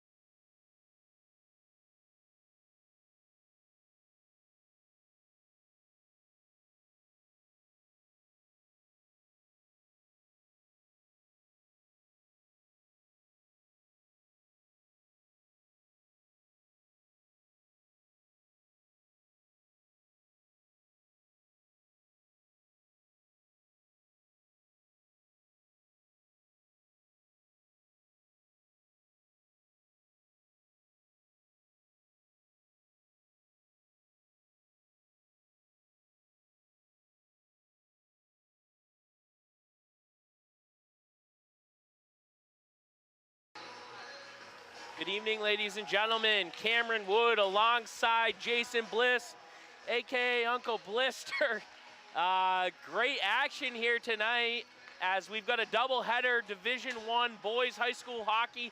The number 2 BFA Bobwhites hosting the number 7 CVU RedHawks, and a quarterfinal matchup, Jason, that we've seen before and not in favor of this BFA team. Yeah, CVU, one of those teams that have knocked off BFA a couple years in a row. They're one of those teams that hang around. They're kind of been a thorn in BFA's side. So look for the RedHawks to be one of those teams that can give BFA a hard time. I think BFA's got to play the body, be very physical, and get a lot of shots on Jack Averill. Jack Averill, good goaltender for this CVU team. So yeah, and key players for this CVU team are Angelos Carroll and Alex Zukowski. So watch those two players. Zukowski, number 10, or excuse me, number 8, a sophomore for this team. Angelos Carroll, the senior forward. So those two guys are definitely going to be guys to watch out for this CVU team. Yeah, I mean, I think you talk about a Carroll and a Zukowski. Those are the type of players the CVU team really going to struggle to find any offense on Telfer. But at the same time, BFA, if they play that dump and chase game, they give CVU's defenders a chance to break it out. They find a Carroll, a Zukowski, any other personnel. They sneak inside the blue line. They use a BFA defender as a pivot point with a little screen, a little flutter shot, and BFA could find themselves down, and especially when you've got a great goaltender in CVU, and I think that's been some of the issues that they faced in this 2-7 matchup. But at the end of the day, you know, I think CVU is a really great coach team, but you look at depth, and BFA should beat this team by 4 or 5 goals. I mean, there's no reason. They got to move the puck, and that's the difference maker. Yeah, and they've been better the last 2 games with moving the puck. The first line, the second line, and even the third line have moved the puck so well. Guys like Merrill, you know, he's got the broken wrist, granted, but he's moved the puck so well on that first line. Found his guys like Audi and Webb, you know, on that first line. They've worked the puck around so well. Then you got the second line with the face-off king, Liam Wood, who's won so many face-offs that have been so huge. Beauregard Savoy on the wings. Look for that line to be a difference maker as well. But yeah, like you said, we talked about it earlier. This is a well-coached team by JP Benoit. I know he expects nothing less than a solid game from this RedHawks team. So look for them to come out on fire. But this is a home game for BFA, so that is huge for them. No, great atmosphere tonight. I know I'm buzzing a little bit of a shout-out post to my brother Liam Wood and his teammates out here tonight. I know they're hungry. I know they're ready to make a statement. You know, a couple good wins against Colchester, but other than that, I mean, BFA really hasn't flexed their muscle much, so certainly thinking that this is a good opportunity for them to do that. We're getting ready for the lineups and national anthem quickly. We'd like to thank our sponsors for today's game: Northwestern Orthopedics, Collins Pearly Sports Complex, JC Image, Handy Toyota, and Barrett Ford, as well as Corporate Outfitters. Again, Corporate Outfitters will be sponsoring our Northwest Access Player of the Game. Stay tuned for post-game. Jason and I will have a winner on that behalf. With that, let's take a quick break. We'll pan over. We'll do the starting lineups and national anthem. We'll get you underway.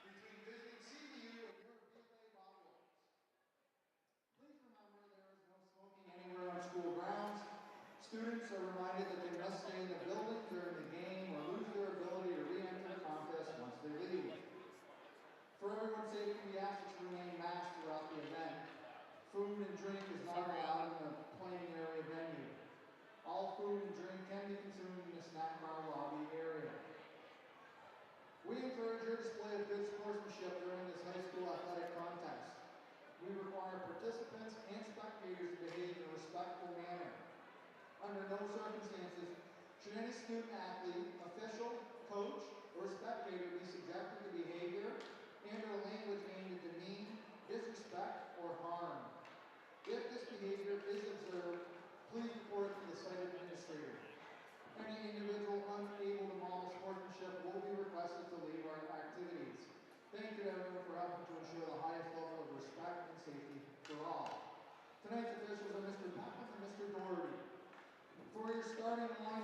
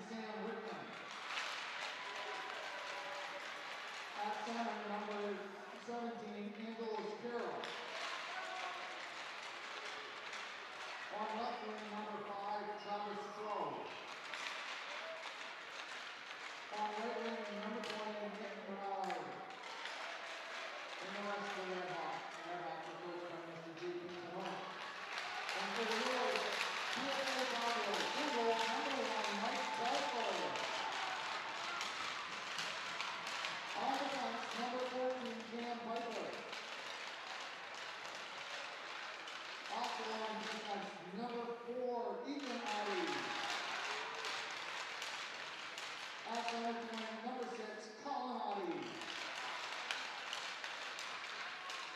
Starting at left wing, number 10, Matt Merrill. And at right wing, number 3, Levi Webb. And the rest of the Bobwhites, BFA is coached by Mr. Cody Duclaw. Now will you please rise and move the mats for the playing of our national anthem.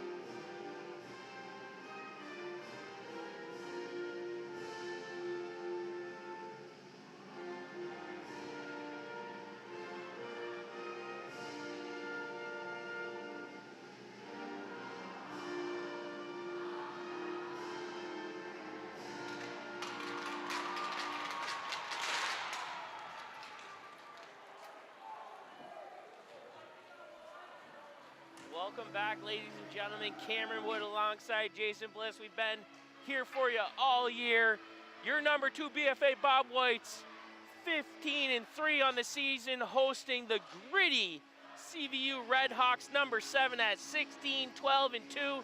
And Bliss, although the RedHawks 16-12-2, I tell you what, that goal differential doesn't really match up with the record, huh? Yeah, it doesn't really matter at this point what records are. We're at playoff time. Anything goes now. You're at a clean slate. Yeah. So look at it like that. Anything can happen in playoff time. The CVU RedHawks team has proved that in the past. So BFA cannot sit back on their heels. They got to go into this game very fierce, very physical, and get some pucks on Averill. Yeah, just a quick side note, as mentioned, for the seniors on this squad that played for the Bobwhites come freshman year, lost to this CVU team in a 1-0 battle, as mentioned, struggled with the things that we talked about, you know, finding the back of the net and allowing a CVU team on a neutral transition into the slot, kind of just cutting with a little shot there on net and finding it past the goaltender. So I know the senior staff, the kids that have made it, have played 4 years, are certainly thinking of that. Just a reminder, Northwest Access TV is a nonprofit organization.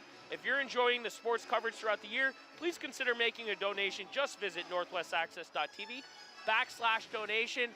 Bliss, good crowd, as mentioned, or not mentioned so far. We talked about a doubleheader, but BFA Comets advancing to the semifinals. A 4-0 win against the Kingdom Blades, a Kingdom Blades that they handled all year, but regardless, Comets getting the win, advancing to the semifinals. We're going to take over the boys' game as we are just about underway. Before we do so, do you have a prediction for our viewers here tonight? I'm going to say 4-1 BFA. So 4-1 for Bliss. I'm going to say 5-1 Bobwhites. And, of course, it's easy for me to do that. I made you give the prediction firsthand, and I've kind of gone off it. But Bobwhites winning the draw and getting it down low. CVU with it now is Pierce, trying to break it out. Gets it up into the neutral zone. Piper, however, intersecting for the Bobwhites, getting it down low. Colonnati giving chase. Just a side note, Colonnati, 29 points, I believe, on the season, looking for his 30th. Certainly a great milestone for a team like BFA throughout the years. That's right, Colonnati, 9 goals, 20 assists, just a playmaker for this BFA team. So look for him to try to get his 30th point of the night.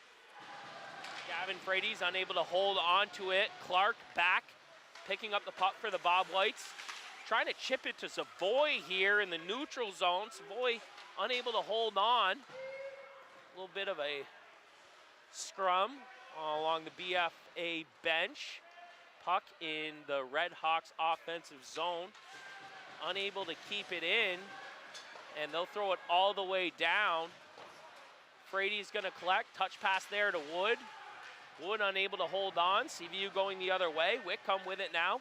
Off angle shot, Telfer with the save. You know, CVU looking really good so far, smothering that neutral zone, not allowing BFA to get across the red line. BFA with it now, Frady's number 18. I believe this was a CVU team that had a 1-goal game against Rice shortly after their 4-3 loss to South Burlington. So when we talk about goal differential and what this team can do as far as hanging on, you know, I say 5-1. I think that's what they should beat them by. Right. But a well-coached team, you wouldn't expect, you wouldn't be surprised if they hung on tight to a 1-2 goal game either. Yes, if they stay composed, stay out of the box, it might be a lot closer game than what we're expecting. You know, we're expecting a during the season type game, and this is playoffs, so it might be a lot closer than what we think. Never really known CVU to be a penalized team, so I wouldn't look for that, so to speak, but, no, but you certainly a could good point. You could get frustration, you know, and every team gets frustrated, so we'll see what happens. As mentioned, a great crowd here tonight at Collins Pearly Sports and Fitness Center. And it's early, too, Yeah. so normally we see people pour in sort of later in the game, so. Little chip pass there off the far boards by Schreindorfer. Looking for Wilbur, can't find him. Schreindorfer's there to pick up that flutter pass on his own. CVU with it defensively is Pierce. Pierce, another kid that we talked about a lot last game early in the year. BFA beating the RedHawks 3-0 at home, 3-1 down at Cairns. For those of you who weren't able to catch those two games. So to speak, definitely have had some success keeping the Bobwhites within reach. Referees tonight are Doherty and Peckham, two guys that have been around for a while, so look for these guys to hopefully let these guys play and have a good game. Yeah, I know Kyle Peckham personally, very good officiator. Doherty as well, so looking for a clean game tonight. Would like to see some physicality, but we know how those calls can go either way. You know, it's already been a pretty fast game, both directions.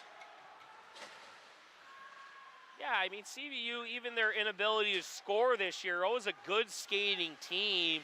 Should be able to stretch the ice against this BFA team. Yeah, unfortunately, they have struggled with scoring, but they could get Telfer moving around a little bit. Wood keeping it in. Pass in front to Savoy. That shot's fanned. Going the other way is CVU. Stroh unable to get the shot off. BFA going the other way. Beauregard with it now. Streaking. Wood in front. Savoy in the slot. Beauregard will circle all the way around. He's got Phelps up top. He'll circle. And that shot will be deflected and up and over the net into the netting with 10:53 left in the first. You know, I think if BFA works the puck around a little bit, opens up space a little more, make those tape-to-tape passes, get guys moving around a little bit, they should be able to penetrate this CVU RedHawks team a little bit better. Liam Wood with the rare face-off loss there as CVU going the other way. Fay giving chase with it behind the net. Shrugged off by Frady's. Puck comes all the way up top to the blue line and out of the zone. Duclon will call for a line change. Again, this will be Duclon's last year, 32 years at BFA, looking for his 10th state championship.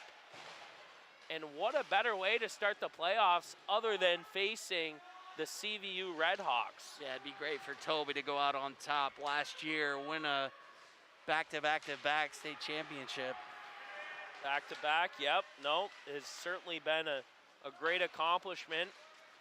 For the juniors on the team, they've seen nothing but a state championship on their belt, so we'll see how they handle the pressure here tonight. Pass in front, and Schreindorfer tries to get a shot off. Couldn't really get great lumber on it, but the goaltending of Averill, my opinion, probably the best goalie in the state. I know you've said similar things. Yeah, solid goaltender, takes up a lot of that net and just, you know, tracks pucks down, finds a way to not allow most of these teams to get pucks by him. Colin Audie winning the draw. Shot behind the net, puck goes the other way as CVU tries to break it out, comes up and out into the netting. And a handful of whistles so far. Talk about a fast pace, but a lot of broken up play so far. Yeah, puck's in the netting. I think BFA took an icing early on, but kind of odd for BFA taking an icing. Colin Audie winning the draw, but pushing it forward. Webb there to collect behind the net. He'll slide it back to Merrill. Merrill in front in the slot. Shot there, saved by Averill. Johnson there to hold the blue line. Another shot on net, and Averill makes the save. BFA 3 shots, CVU 2 so far. CVU kind of looking like they have another gear in this game. They look a lot faster than they have in the past. I was out of town for the Cairns game. I guess CVU scored with a couple seconds on the clock, but they certainly look better than how they did earlier in the year here at the Plex, as Piper gets a shot just wide of the far bar. You know, when it's playoff hockey, they're going to come out, you know, guns a-blazing, ready to play, so they look like it so far. Trying to break out, intercepted by Savoy. Picked up, however, by CVU. Comes up top, Wood there to intercept, over to Savoy. Tries to pass it to Beauregard, slides through his skates, puck behind the net. Comes over to Keith, and Keith's gonna throw that behind the net all the way around the end boards. And puck comes out to Ethan Audie. Audie slides it over to Piper. Piper with it now. Chips it to Wilbur. Wilbur gets it down low for Schreindorfer. Schreindorfer battling against a CVU defender, trying to shrug him off. Gets a shoulder on him, however, puck still comes out. Clark with it now. Clark throws it down low. And BFA on the forecheck again. CVU able to pick it up, get it through the neutral zone, down low, as Shea gives chase. Big battle over here on the boards. Kind of a tough angle for us, Bliss, right here. Puck intercepted by Schreindorfer. Tries to break it out through Rafferty in the neutral zone. No luck there. CVU coming back the other way. Good pass intercepted by Audie. Audie with a move. Scott Room one-on-one with the goalie. Great move. And he scores! That's 30, baby! Colin Audie with his 30th point on the year, his 10th goal. Great interception, defensive play, individual effort. Slides it to his backhand, gets Averill to open up those legs, and good night, Jim Kite. Man, what speed. What a goal. What speed by Colin Audie going into the zone, beat the CVU defender. Just a quick little move, found the 5-hole between Averill's legs, and getting his 30th point on the year, and there it is, 10 goals, 20 assists, 30 points. What a year for him. And we talk about that, a little bit of hesitation that Essex and Rice has had success with. Colin doing it there, taking the time, getting it to his backhand, separation, and the quick goal. As CVU coming into their zone, getting a shot on Telfer, which is being broken out the other way by Johnson. And with 7 minutes left in the first, about halfway through, Bobwhites, as mentioned, up 1-0. As a good shot by Savoy on net, and fortunately right to the stomach of Averill.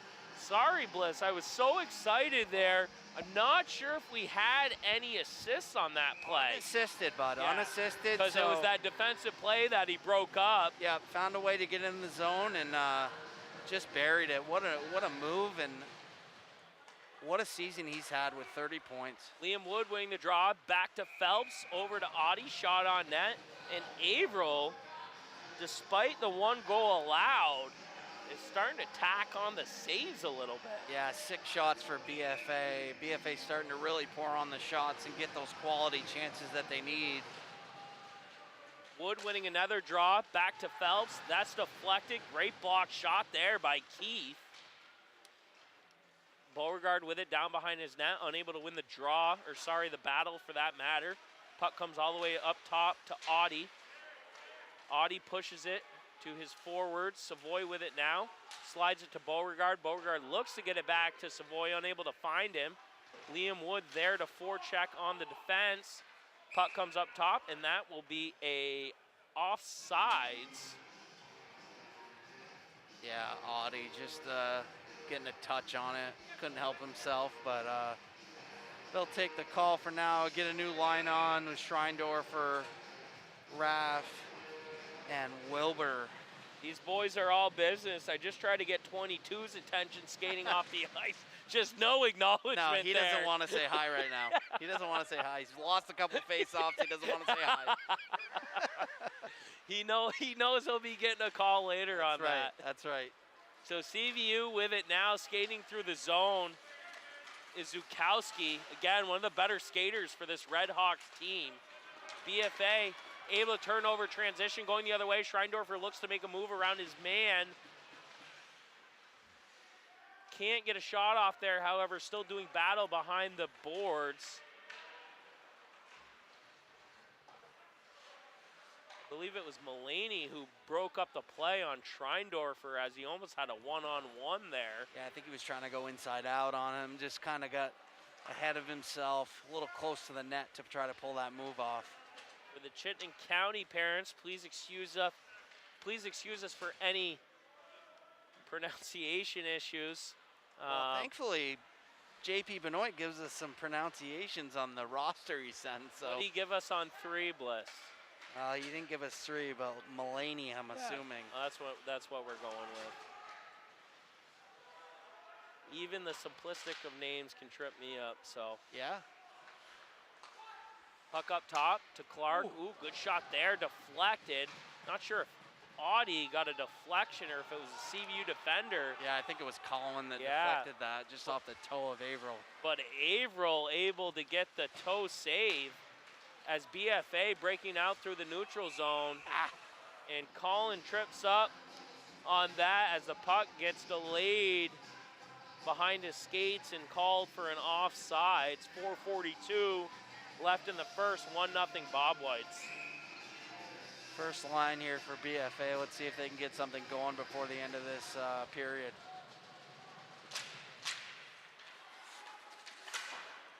Draw won by Audie, comes back to Johnson. Johnson throwing it down low. CVU throws it up near side boards. And Stroh does a good job chipping that all the way down low. Ends up on net. Telfer covering that up. Going to take the whistle with Wood, Savoy, and Beauregard coming out. Supported by Lanfear and Johnson. No, Telfer, like we've said all year, just doesn't take chances, covers up. Wood's going to be thrown out of the draw as Savoy takes the face-off, loses that. Shot deflected by Stroh. Good win by the CVU center. BFA trying to break it out, far side boards. Puck comes to the near side where Johnson will try to get it out, broken up, comes over to Lanfear. Lanfear gets it down low. Just under 4 left in the first. As mentioned, BFA Comets advancing to the semifinals, 4-0 win. What a year they've had. Kingdom Blades, yep. 19-0 undefeated. Set the record for goals for, VPA scoring record. Just amazing, the year they've had. Shout out to Mark Needleman. Oh! And D-Jack on the call. And there's a shot up top by Ethan Audie that came out of nowhere, giving the boys a comfy 2-0 lead. When you talk about just 10 minutes into the game, there's the easy button. Hopefully no separated shoulder there, as they've had fits with that this year. You know,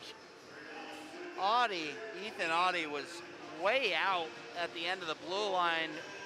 I thought it possibly got tipped, but I think it was straight on into the top corner, and Averill did not see that. Must have had a lot of traffic in front of him, and Ethan Audie getting on the board for his 9th goal of the year. Yeah, I'm not sure if there was any type of deflection, but we'll listen in here quickly.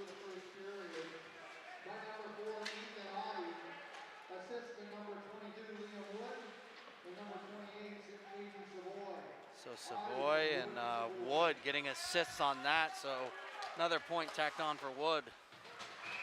Good shot there on net by Zukowski. Yeah, that second line, talk about Beauregard, you talk about Wood, and then Savoy getting the assist, but it's been a big goal scorer on that line. They've been doing a good job moving the puck around. You get it to a guy like Ethan Audie up top, very disciplined, gets hard shots on net, finds the back of the net. So BFA again out to a 2-0 lead here as Levi Webb takes it the other way. Fans on his pass to Merrill. CVU gaining possession. Pass up to number 19, Shea. Intercepted by Colin Audie, going the other way. Collins skates to the net. Gets it down low to Merrill. Merrill circling back up along the circle. Leaves it down low to Audie, who leaves it then for Merrill. Up top to Clark. Shot there. Good tip shot. Clark got one there, and Audie tips it just wide of Averill. Webb getting up top to Frades. Shot on net by Frades. Puck thrown in front. And there's a late hit on Webb as Averill makes a save. As the first line finds a way to get that puck in front of the net. No call there.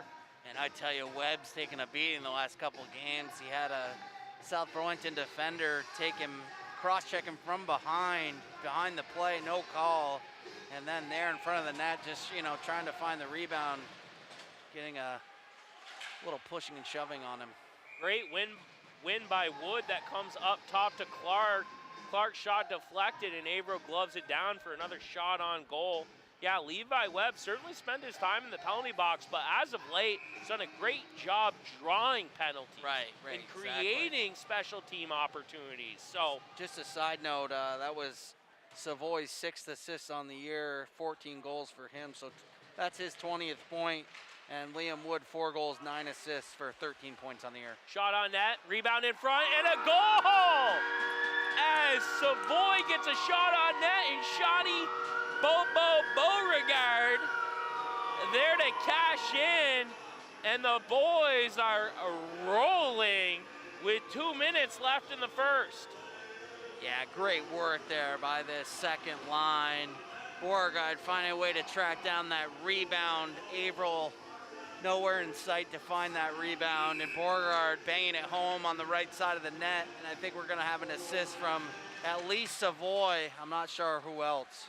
This second line has really clicked since Woods come up and supported Savoy and Beauregard.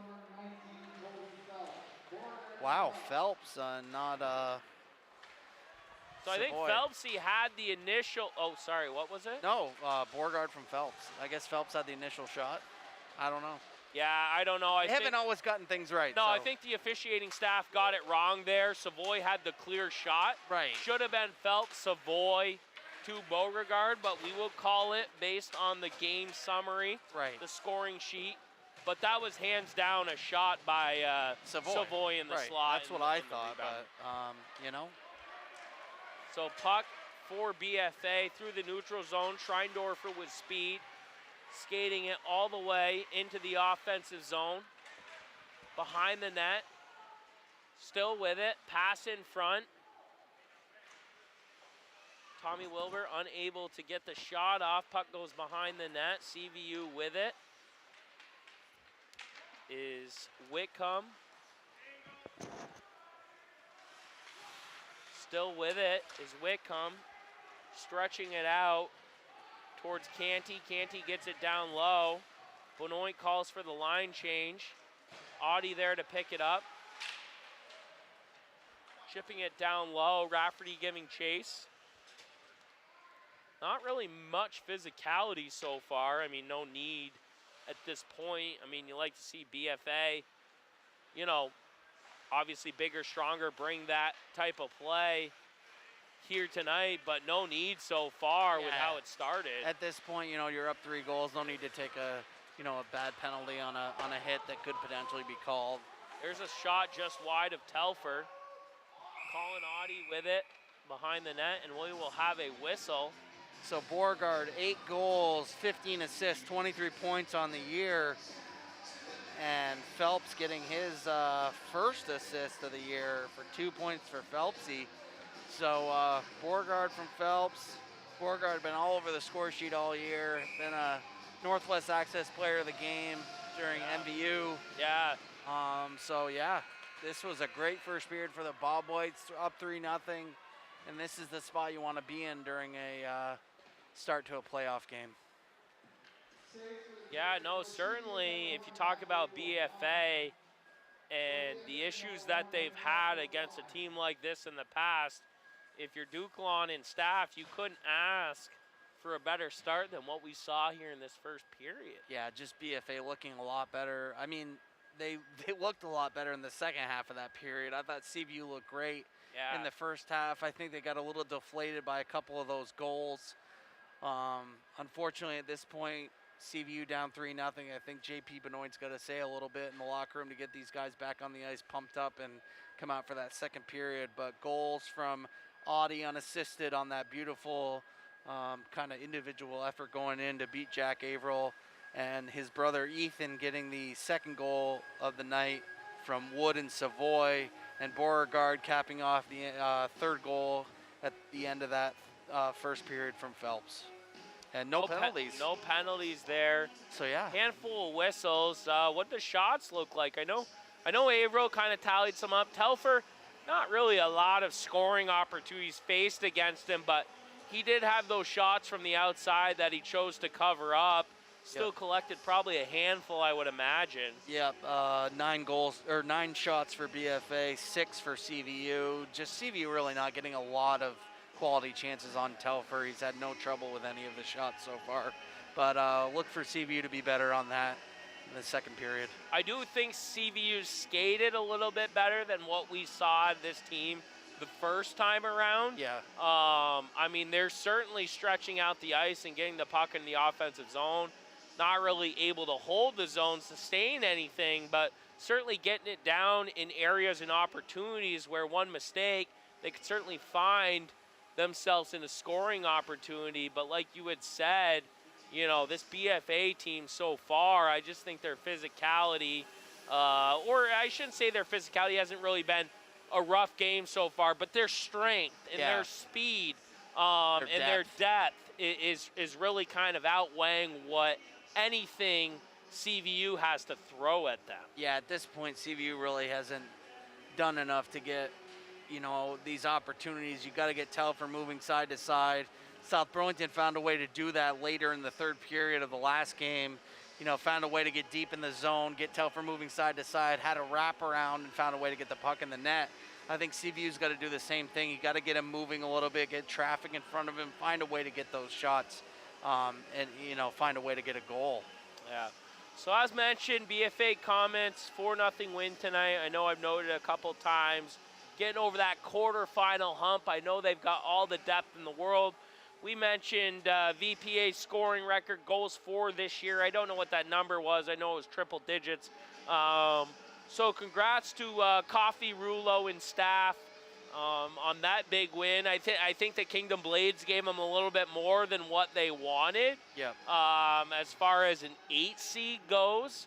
But regardless, BFA Comets going to be hosting another semifinal matchup, which I think is slated for a 5:30, 6 o'clock puck drop on Friday, depending the outcome of this game. Yep. So, you know, we don't want to speak too early, but it certainly would be great if we had another doubleheader.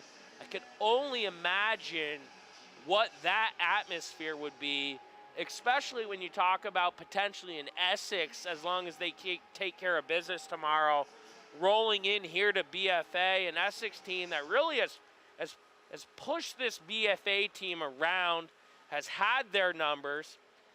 No more depth than BFA. I would think a little less. You know, they certainly have a great first line in Sisters Prim and Cram. You got Sincata on the second line, but you want to start matching up third lines. No business beating this BFA team 3 times in a row. I don't want to start talking about what that matchup would be, but what that atmosphere would be when you talk about a double header and the Comets to play right before. That'd be a hot ticket in town. Yeah, absolutely. I mean, we don't want to get ahead of ourselves for sure, but, you know, we're just predicting the future a little bit and what a game it would be coming into Collins Pearly. And it is tough to beat a team 3 times in a row in Division I hockey during a season. So yeah, it would be great. So far, BFA looks great, 3-0 in this game. So they're on their way so far. And yeah, that game should be great tomorrow between Spalding and Essex. And also that Colchester South Burlington result. I'm looking forward to seeing how that's going to come out. Well, I was just going to talk about the other 2 games in quarterfinal action tomorrow night. You've got the Colchester Lakers 4-0. I believe, you know, it's 6 or 7 losses on the year. I'm not sure how they fared in their last game of the year against Rice, but their only losses to the 3 teams above them. And I know that if Colchester finds a way to beat a very underrated South Burlington team when comparing to their record, they would go on to face a Rutland team, or sorry, a Rice team for the 4th game of the year, with that Rice facing number 8 Rutland tomorrow down at Cairns. Imagine they're going to take care of business. But yeah, I mean, that South Burlington Rice matchup and potentially a Colchester Rice in the semifinals would be their 4th game of the year. 2 non-leagues and then 1 scheduled aside. I think that would be a very competitive game as well on the slate. Yeah, I think Colchester, one of those teams that can really sneak up on you with a couple guys that they have, such as Brown and Rubley. But yeah, four times to beat a team in 1 year is almost impossible. Rice is a good team, but they've shown that they are human by losing to South Burlington and tying, who was it that they tied? Essex. But winning either overtime or a 1-goal game to this CVU team tonight. Right, exactly. But yeah, it would be a great game, and I know they've done better. Colchester has done better with not taking penalties and staying composed, and I think that comes with coaching. They've really praised the guys for doing well, staying out of the box, and they've done so all year. So that Colchester team being in the 4th spot is a great spot for them. So look for them to, you know, possibly beat that South Burlington team and give Rice a hard time. So with that, we're going to take a break here, and we will be back for live second period action. Cameron Wood alongside Jason Bliss live here at the Collins Pearly Sports Complex and Fitness Center. Number 2 BFA Bobwhites up 3-0 against the number 7 CVU RedHawks.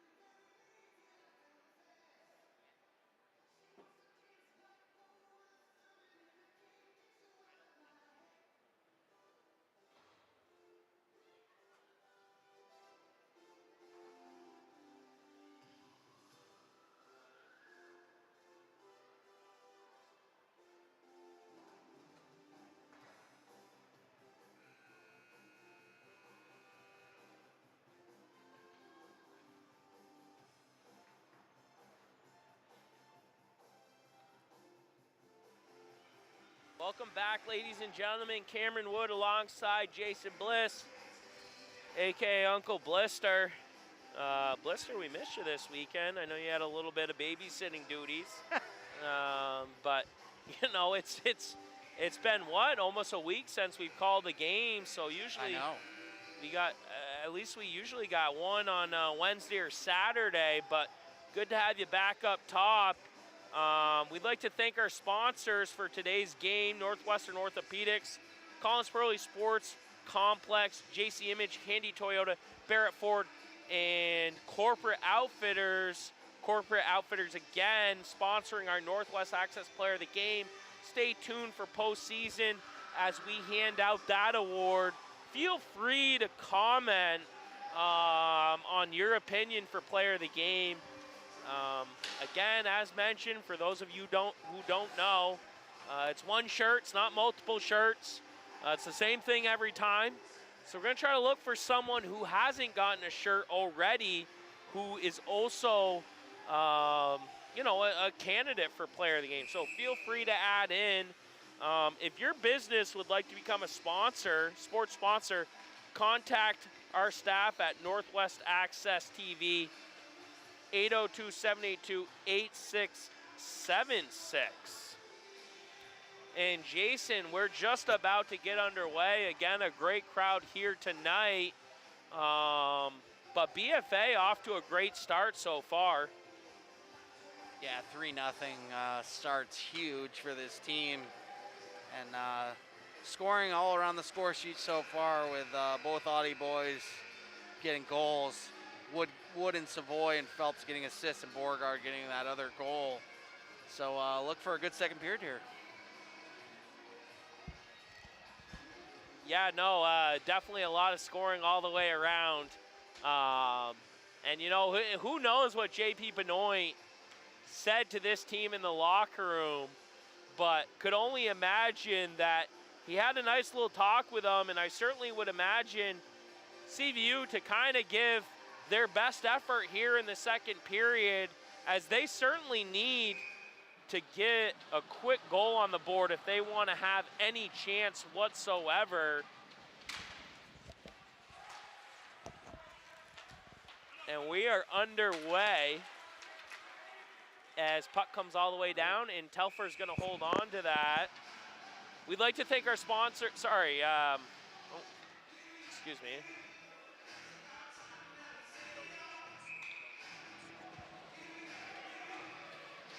Sorry about that. Just a reminder, Northwest Access TV is a nonprofit organization. If you're enjoying the sports coverage throughout the year, please consider making a donation.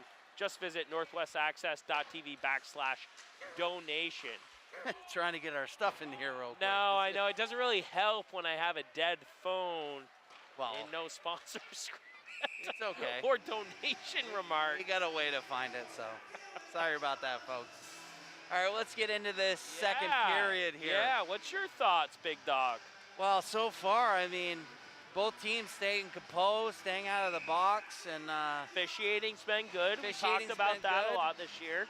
Good, decent shots by both sides. BFA's really poured it on, though, in that second half of that first period, but I think CVU is going to come out a little better than they did in the first. Beauregard with a great poke check there to intercept the breakout, getting a shot on that, goes just past Averill, as there's another scoring opportunity for the Bobwhites early. Liam Wood giving chase. Puck behind the net, Zukowski with it.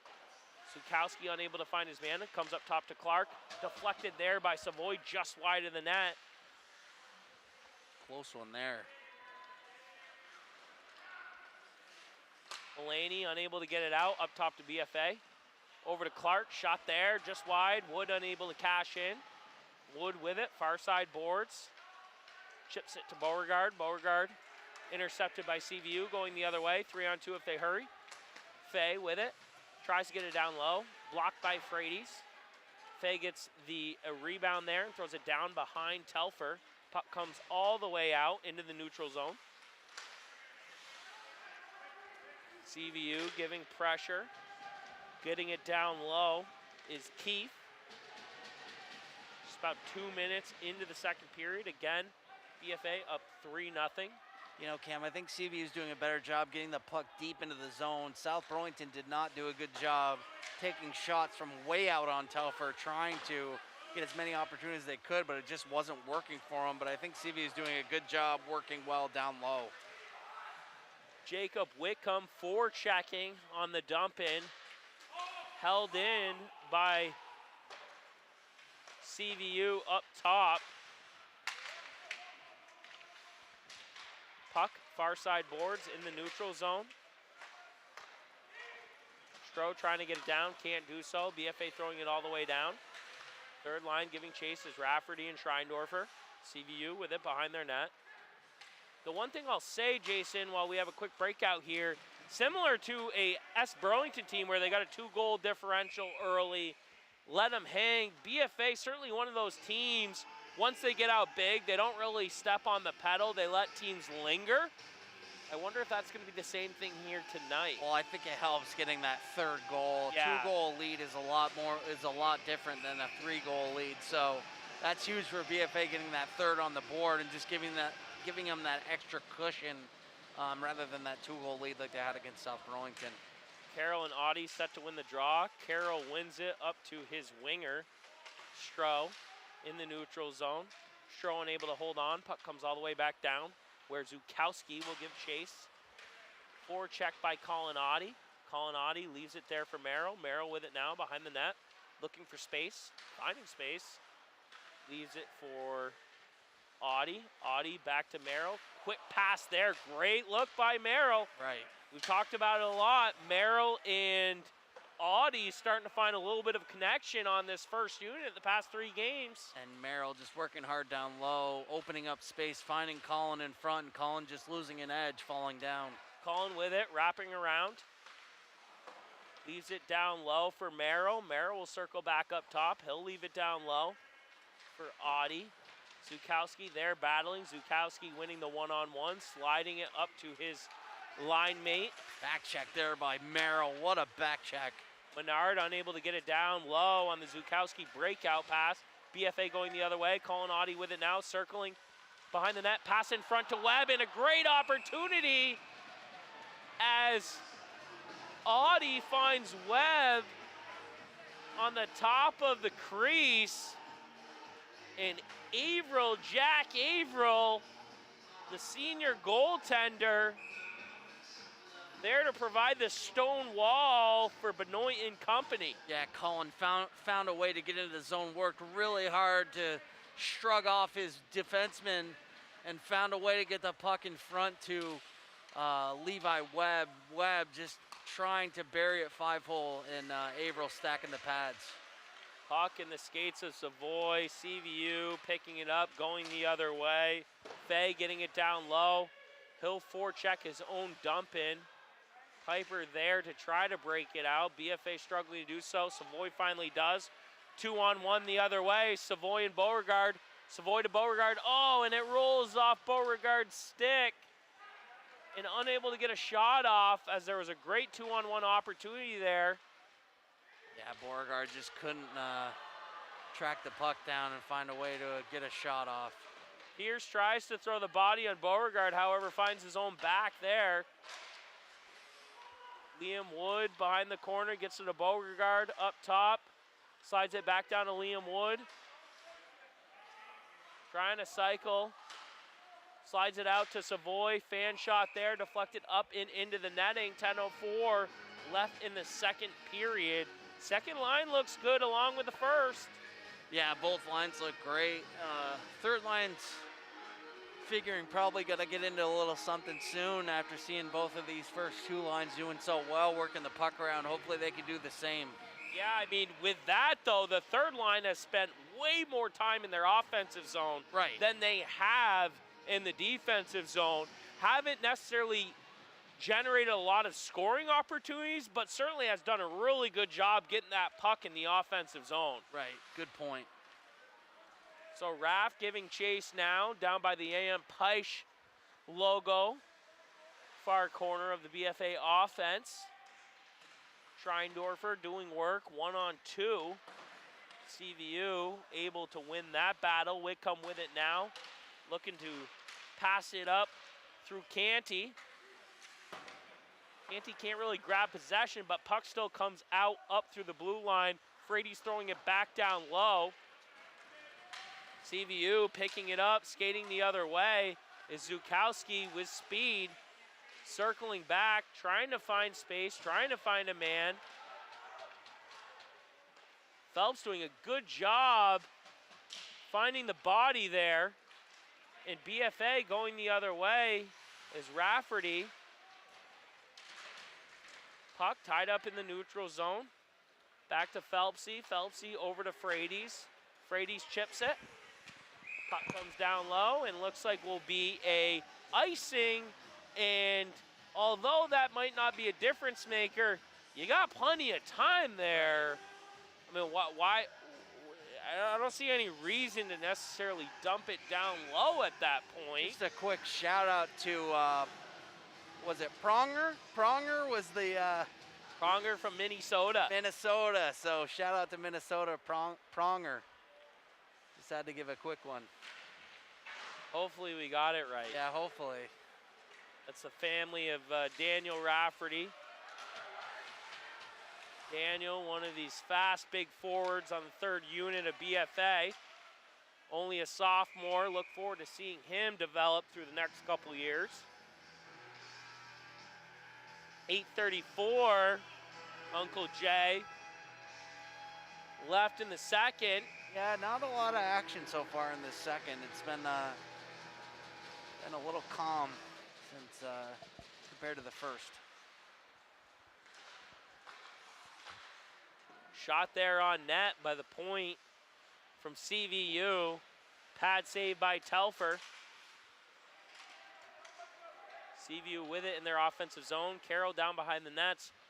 Looking to find a man. Can't. Puck comes out the other way. In the offensive zone, Audie doing a good job breaking up the defensive play and getting a shot there just wide of the net, but able to hold the zone as first unit looking to find some more scoring here for the Bobwhites, and that will be icing all day as CVU desperate to get it out of their zone. Yeah, it looked like Webb and Audie got a little mixed up there, kind of whacked at the puck at the same time. Had a chance to get a 2-on-1 going into the CVU zone, couldn't manage, but good cycling once they got into the zone and tried to find Merrill out front. Liam Woods set to take the draw.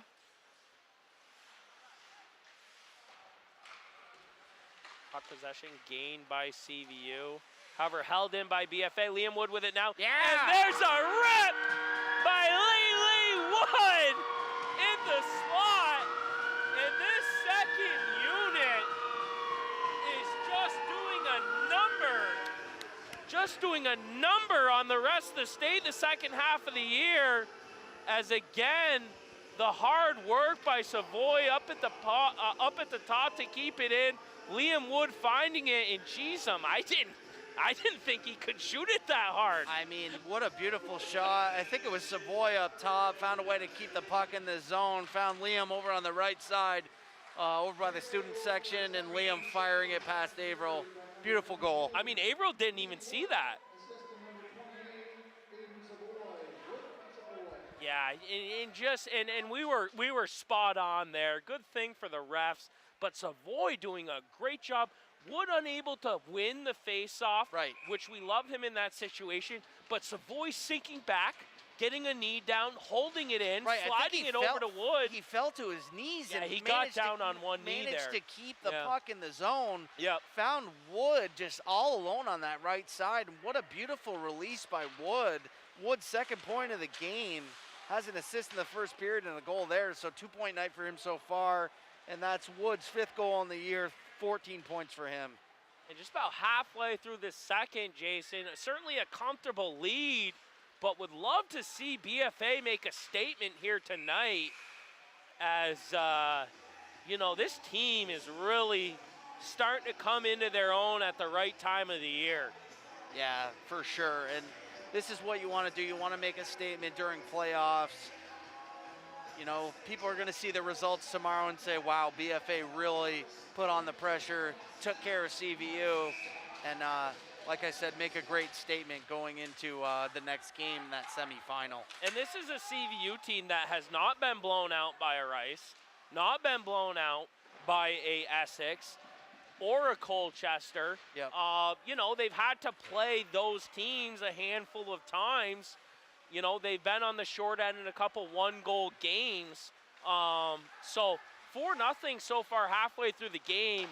I think you got to give credit to this BFA team really showing up here tonight. Yeah, all three lines just working so well. And even the defense has been solid, not allowing any goals so far. Telfer's been great, really hasn't been tested too much. So look for the rest of this game to be great by this BFA team. So BFA with it in the offensive zone. Rafferty trying to leave it for Schreindorfer. Good hit by Schreindorfer there on Carroll.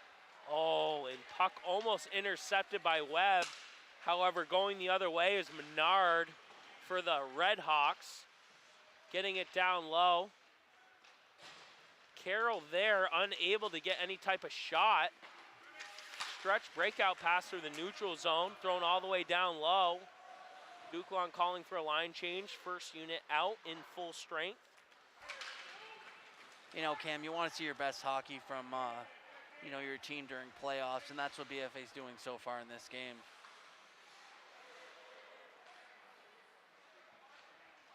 Clark with it now, getting it out. Another player, you talk about only being a freshman, the only one to make the team.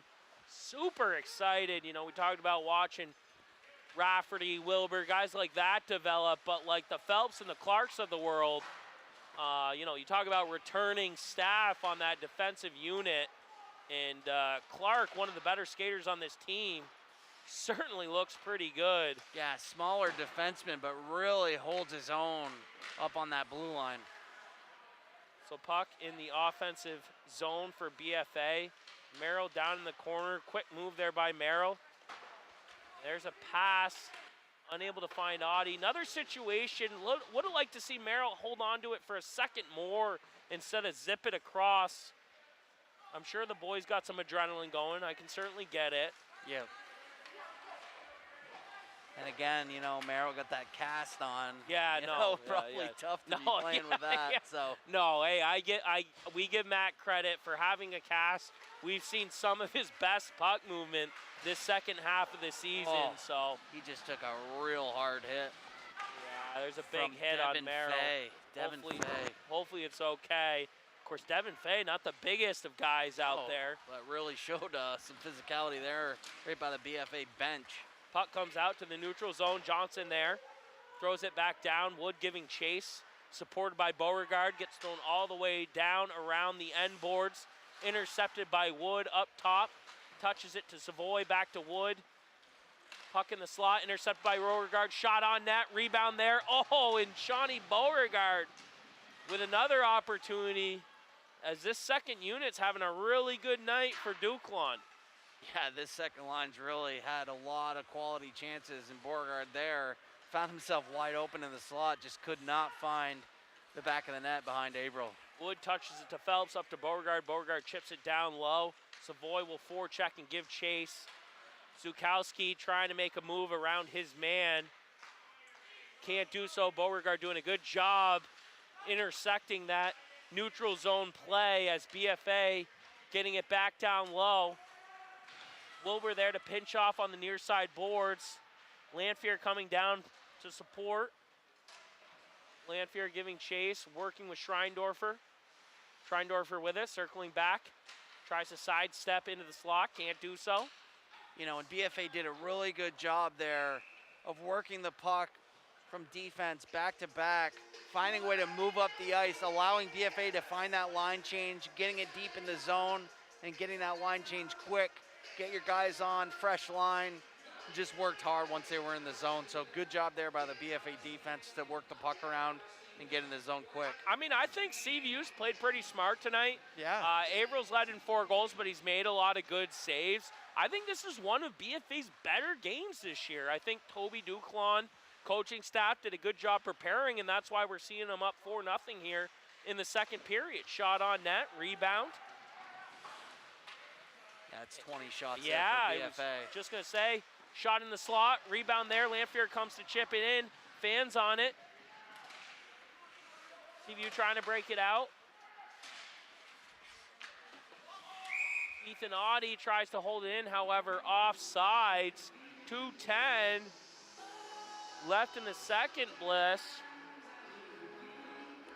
Yep, Ethan just trying to get it deep in the zone. Found a way to hit his own player. I'm just looking around, and you're talking about this being a quarterfinal matchup. Could you imagine the possibilities of what's ahead for a scene like this? Yeah, and you know, a rivalry game, one of those, you know. Dirty Nellies before. Pass in front. Merrill tries to get a shot on net. Good effort by Merrill as he had a backhanded shot from his knees. Just missed the far post of Averill. CVU getting it out, coming up to Piper. Piper also playing a good defensive game, made a lot of good decisions with the puck. CVU with it, turns it over to Merrill. Oh. Merrill to Audie, intercepted, going the other way is Carroll. Carroll 3-on-2, loses puck possession, gets it back to Whitcomb. Whitcomb with it now, into the blue line, shot on net. And I mean, that's all CVU really has is an outside shot by Whitcomb. As mentioned, 3 years ago, when they lost 1-0 though, that was the type of play that they lost to. Right. Was just Yeah. a neutral zone transition in the slot, quick cut, off-angle shot. But down 4-0, you can't rely on one play like that to get it done. No, and South Burlington was doing the same thing, just getting in the zone, taking those long, deep shots, which is not going to beat a goalie like Telfer. So they got to get in deeper and find a way to get some more quality chances. Brady's doing a good job getting it down low. Yeah, no, it's nice also when you have defenders like Frady's and Audie, Johnson, some of these upperclassmen who are gonna, you know, they're bigger players, they're physical. Right. They're not gonna let a ton get around them, but they're also not gonna take any chances. Exactly. And Frady's doing a good job there by just getting it back down in the zone. Currently with it up top. Great pass by Frady's to Savoy. That goes just over the bar. I love that little touch pass from Frady's there as Savoy snuck into the slot. Another shot on net by Frady's. Good save by Averill. Oh, Interception going the other way. 2-on-1. CVU. great back check. Great play. Great play by Frady's there to break up the 2-on-1 against Keith. You know, that's Frady's MO, just doesn't allow anybody to get by him. He is a force at that blue line, and he's not going to allow a guy to get a breakaway. He's going to skate as hard as he can, and that's what he did. Yeah, I mean, there's guys like Michi, there's guys like Sisters, there's guys like Prim, but other than that, you know, even a 2-on-1 from some of these bottom half teams, they're not going to be able to beat a guy, a disciplined guy like Frady's. No. And I think, you know, I think that's what you saw right there. Great discipline, and you know, only one goal there on the period. But another great period by BFA as far as puck movement. I think they spent more time in their offensive zone that period, only getting one goal, than they did when they were up 3-0 in the first. No, you make a good point there. Even though they only scored one goal, that great goal by Wood from Savoy, you're right. They cycled the puck down great, down low. They worked the puck around so well. They were a little more physical than they were in the first. I thought, Averill just seeing a lot of pucks tonight. 21 shots he's seen. And CVU only getting 9 shots, and most of those have been from, you know, over the blue line, not quality shots. But, CVU's really got to try to do what they can going into this third period if they're going to make a game out of this. Yeah, for sure. No, I mean, you're certainly stretching to get something going 4-0. As mentioned, if the Bobwhites get the win tonight, they will play the winner of Essex and Spalding. That game tomorrow night down in Essex. I was thinking about maybe making the trek, do a little scouting, potentially for our broadcast come Friday. But I think, BFA, they've certainly put themselves in positions. That goal by Colin Oddie, great individual effort defensively, resulted in a goal. Colin doing a good job, hesitating, getting to his backhand, opening up shooting lanes. You talk about the great play by Aiden Savoy as Wood unable to win the draw. Puck comes down low. They try to get it out. Aiden Savoy from the weak side sucking back for support. Normally would be a centerman's job there, holding it in. Wood sneaking in. Averill didn't even see that puck coming. Ethan Oddie, he's done it all year. Gotten hard shots on net. Yep. A lot of times I would say, that shot up high by Ethan, if it's one of your weaker defensemen on the team, you certainly want to take something off, get it down low. But someone like Ethan who can position pucks in different areas on the net, it's okay for Ethan to take that shot. That's what he did. I think that's why they found a goal there. They continue to put themselves in good opportunities. I think that's why they're up 4-0. Right, exactly. I mean, the cycling has been fantastic. Just their puck movement has been great the past couple games, and I assume that's only going to get better in the next few games, if so. They're going to need to do that against a team like Essex. They're going to need to wear them down, work the puck around like they are tonight. So. We'd like to thank our sponsors for today's game, Northwestern Orthopedics, Collins Pearly Sports Complex, JC Image, Handy Toyota, Barrett Ford, and Corporate Outfitters. Again, Northwest Access Player of the Game, post-game. There's a couple guys right now. I think Wood's been on the outside looking in the past 3 out of 4 games. But other than that, I think Colin Oddie's playing a good game.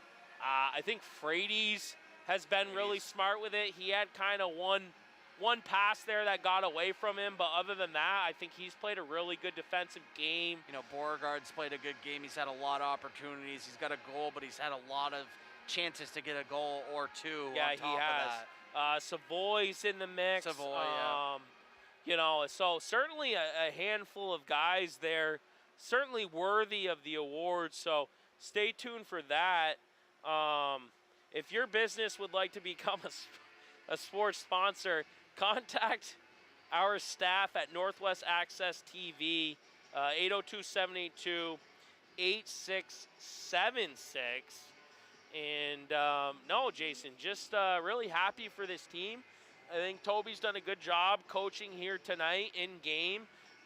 Benoit always does a good job with his staff. But I think the true colors are showing in why BFA's 2 and CVU's 7. Exactly. And BFA's been strong all year. They had the 2 losses to Essex and the 1 loss to Rice. So, really the top 3 teams between the 3 of them. But, close games. It's not like they got blown out any of the games. They've been close results. The Rice game, I really can't give an honest opinion because of how chaotic it was with penalties, and they just didn't get a fair shake against Rice. I think there was upwards of 12 penalties or more. Both of Rice's goals were power plays as well. Right, and I mean, it just wasn't. Like I said, it wasn't a fair shake. I mean, you get a rink like UVM, bigger ice, a team like BFA to be able to skate. They got a deep team. That's just going to be in their favor as well. I'm not predicting the future here. I'm just saying what could potentially happen. But yeah, I think it would be a great position for BFA to be in and a great rink to watch the game at. So.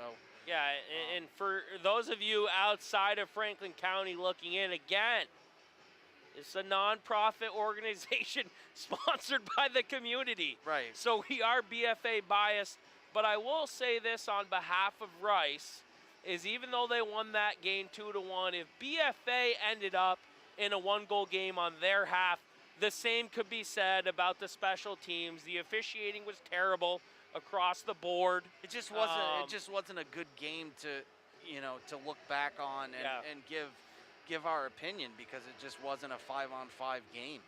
Just a reminder, Northwest Access TV, again, is a nonprofit organization. If you're enjoying the sports coverage throughout the year, please consider making a donation.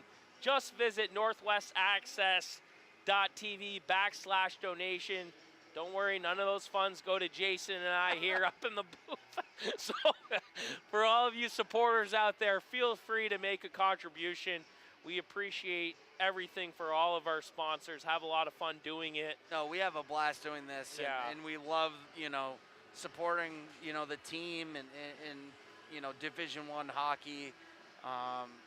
We love to just be a part of it, and what a year it's been for BFA, and the past years we've had, been able to be a part of this program, and see the success they've had with winning a few championships. So it'd be great to get another one under their belt. So yeah, and I think, Jay, the thing for you and I is, you talk about it, because certainly, I try to hold back my emotions a little bit, but I certainly get heated at times, and I apologize for any remarks that are off topic. But with that, you and I have been calling this same squad for 3 years now. Right. We know these kids.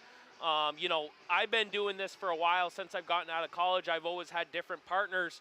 But you and I have had a chance to watch the same team for the past 3 years. You know this team very well. So, we certainly see the potential and want nothing but the best for them. With that, we're kind of coming up on our time. We're going to give our videographer a little bit of a break here. And we will be back for third period action. Again, number 2 BFA Bobwhites up 4-0 against the number 7 CVU RedHawks. Winner advances to the semifinals with an opportunity to go to Gutterson Fieldhouse a week from Friday against the winner of Essex and Spalding. So with that, take a quick 5-minute break. We'll be back for third period action.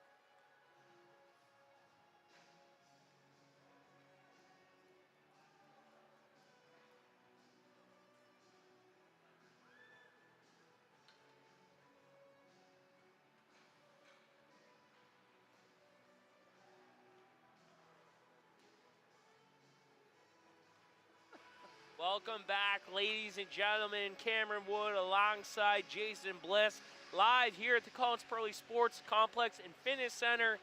It is Tuesday night, Division I quarterfinal action. Your BFA Bobwhites up 4-0 against a CVU RedHawk team that has played teams very tight, top to bottom, all year. And Bliss, I'm loving what I'm seeing from the boys. 3 goals in the first, 1 in the second.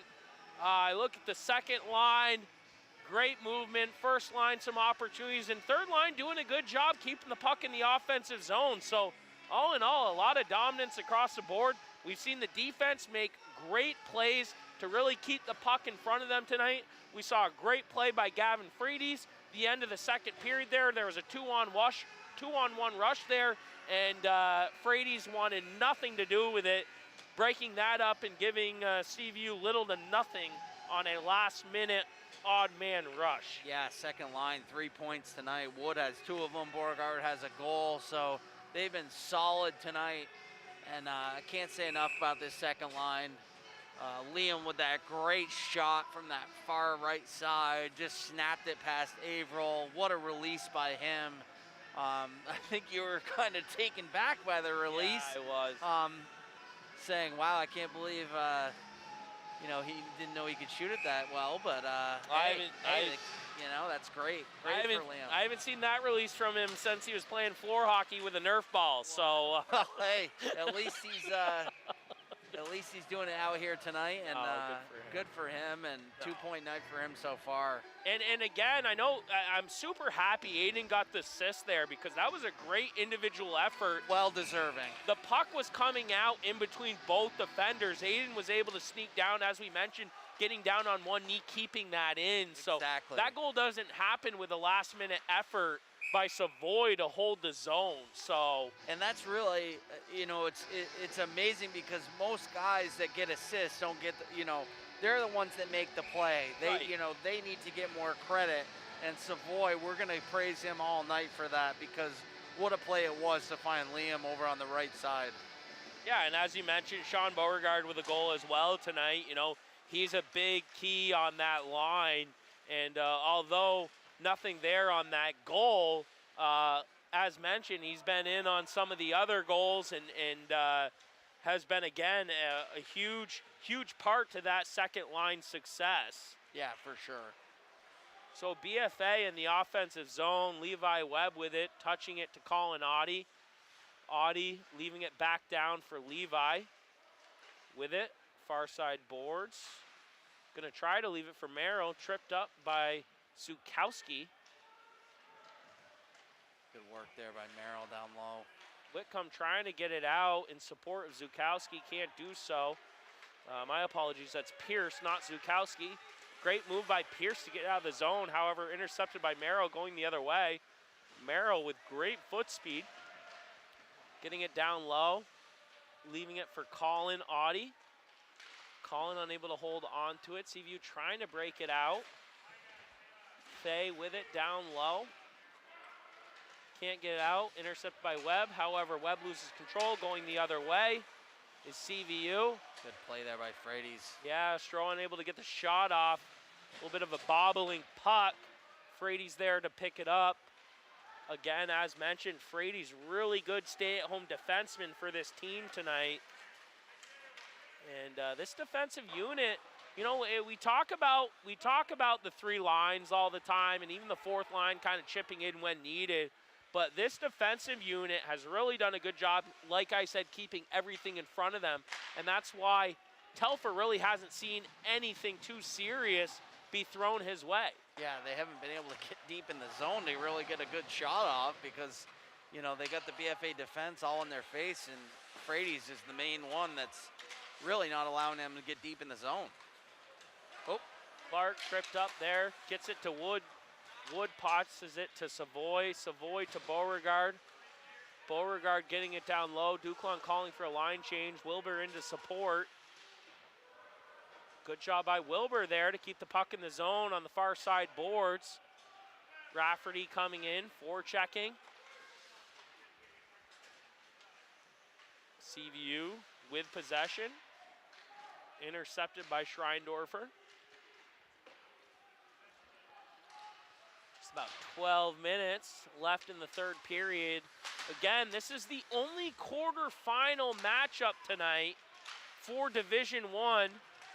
The other three set to take place tomorrow, as there's a good shot on net by Schreindorfer. Yeah, any reason why they staggered the games and not had them all on one night, or? I don't know. And I'll add in here in a second as BFA's third line gaining some good cycling here on Averill. Good move there by Schreindorfer.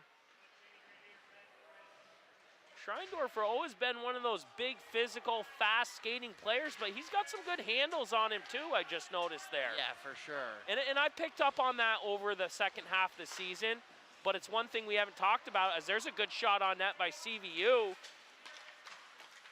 And Telfer making a good save, arguably one of his better saves of the night.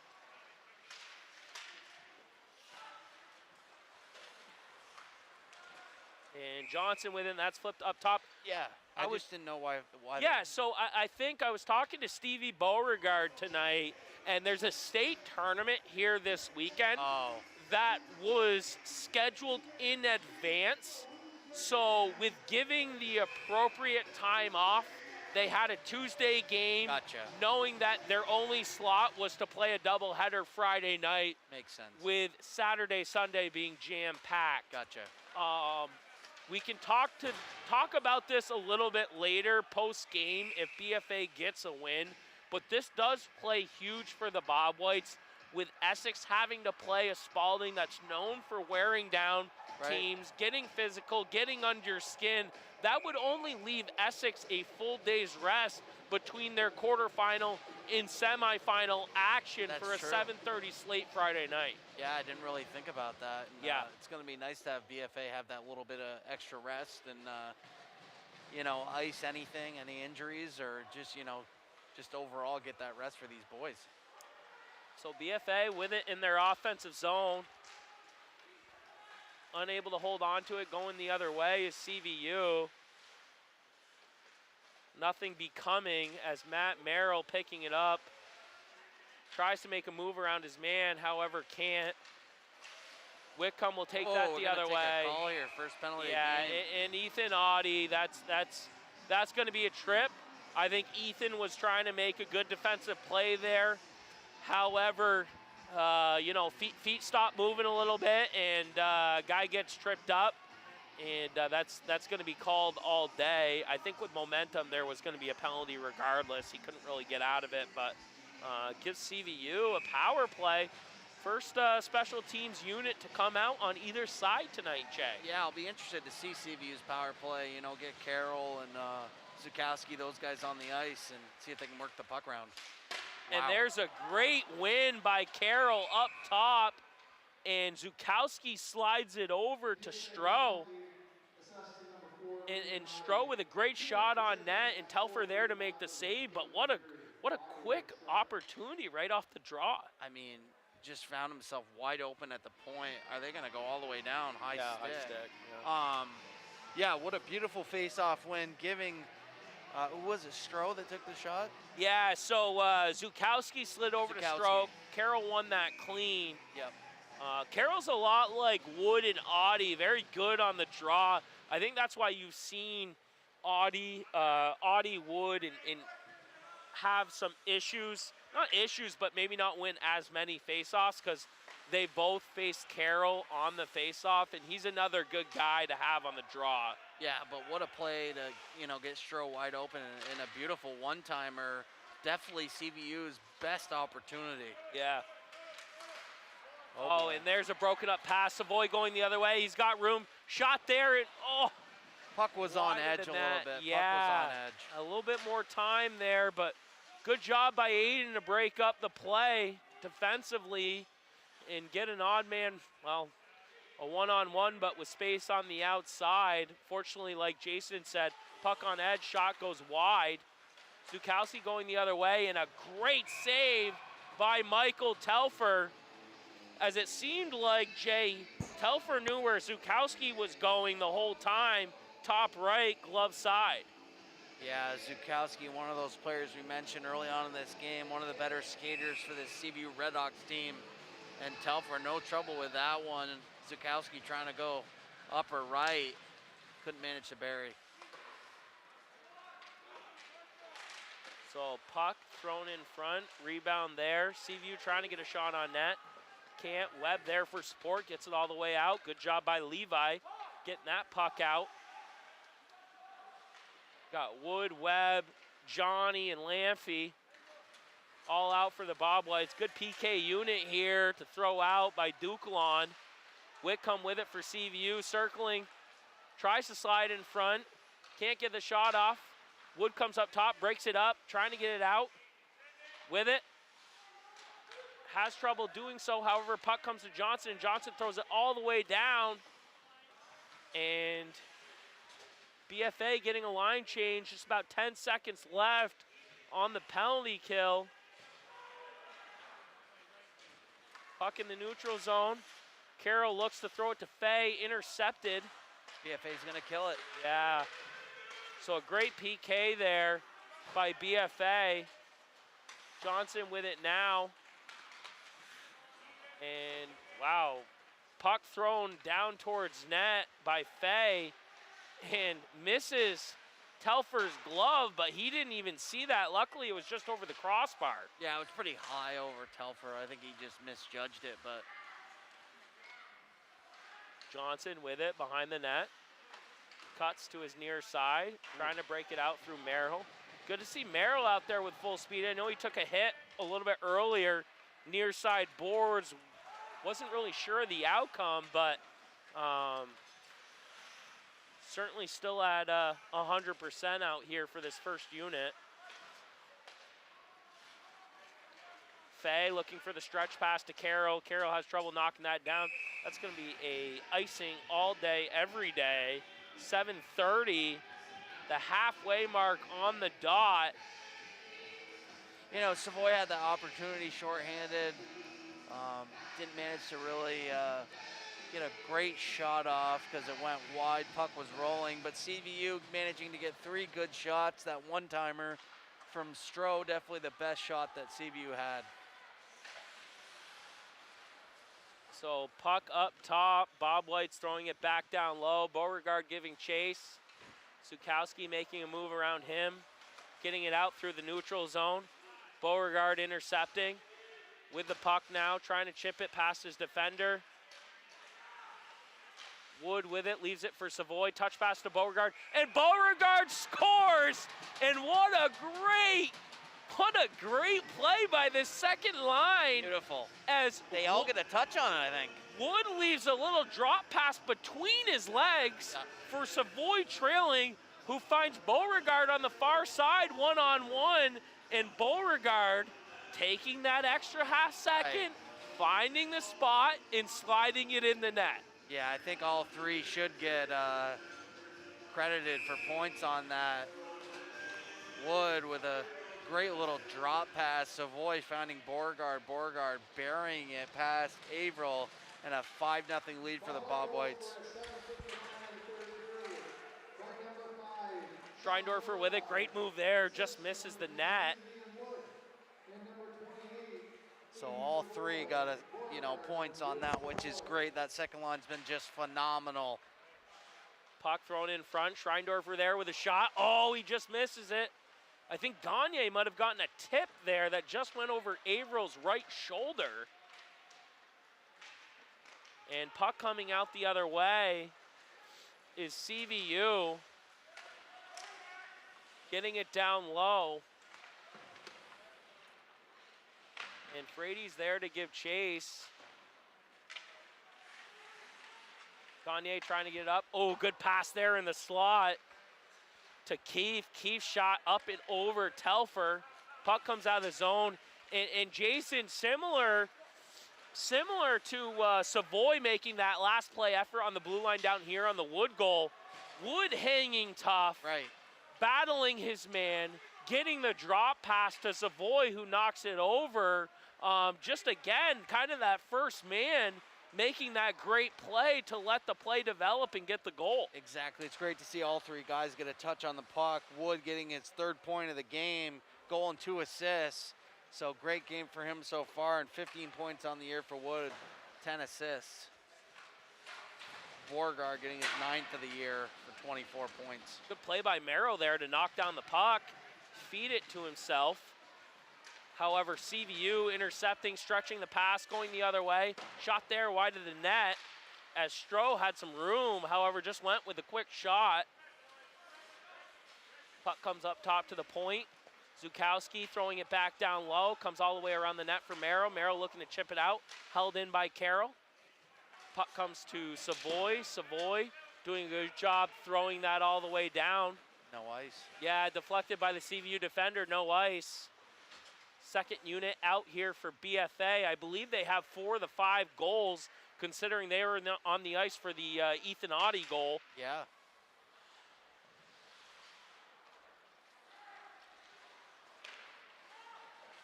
CVU skating through the neutral zone just under 5 minutes. Jason needs a goal by CVU and me a goal by BFA and CVU. Not that that matters. I'd rather have a shutout, but. Me too. I don't really care what the result is at this point, just a win.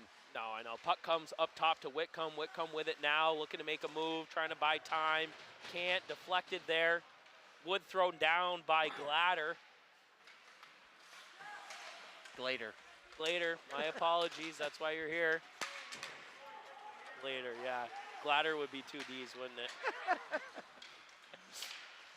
Shot by Whitcomb, just wide of the net. Johnson behind. Telfer doing work, 2-on-2. Beauregard comes in. Wilbur comes in for support. Ooh, good play by Wilbur there to break it out of the defensive zone. Ooh, and 2 get a CVU stretch pass. guys just collided. And there's a collision by 2 CVU defenders, leaving the puck for Johnson all day. Comes in. I don't think Averill saw that developing. I think he was legitimately looking at the collision of these 2 players. And I mean, those 2 guys collided very hard. And I mean, all my view was on those 2 guys as well.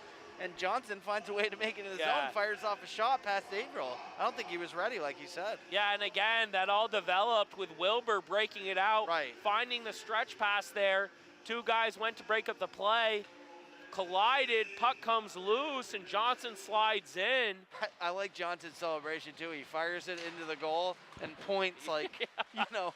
Well, I didn't think anybody was expecting it. Pointed at the goal. I'm not really sure why, but. And I mean, I know it's a little late in the game, but usually Averill doesn't let in those types of shots. No. I think it's kind of just getting checked out a little bit here as there's only about 3 minutes left in the game. We'll wait to see if there was any assists on that. I'm not sure if maybe Wilbur, I'm not sure who he hit on the stretch pass, but we'll listen in.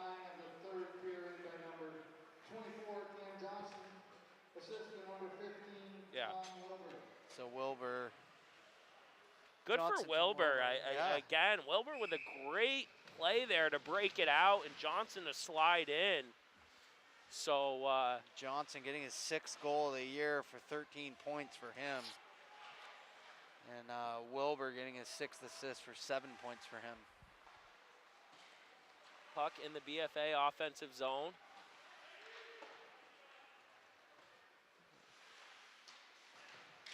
Looks like Gagne, Swainbank, and Webb. A little bit of the 4th line, accompanied by Levi, out here for the Bobwhites. Yeah, and good to get these guys out here for sure. A little ice time. Well, I mean, these guys have been huge in a COVID year and with injuries and filling in, you know. You know, when you got a handful of guys that you can sprinkle in and not really miss a beat. I mean, they only have 3 losses on the year, and this 4th line has seen just as much, if not more time than any 4th line in BFA history. I mean, because of the COVID issues and injuries, as mentioned, it's been all hands on deck, top to bottom. Again, Duclawn not taking as many players this year, which I like. I don't think you have as many kids, at least locally, playing the sport. The numbers aren't there. You know, why bring on kids who are just going to sit on the side? And I think that's why you've seen a lot of this 4th line sprinkle in there. and good to have them because they've certainly been needed at crucial times this year.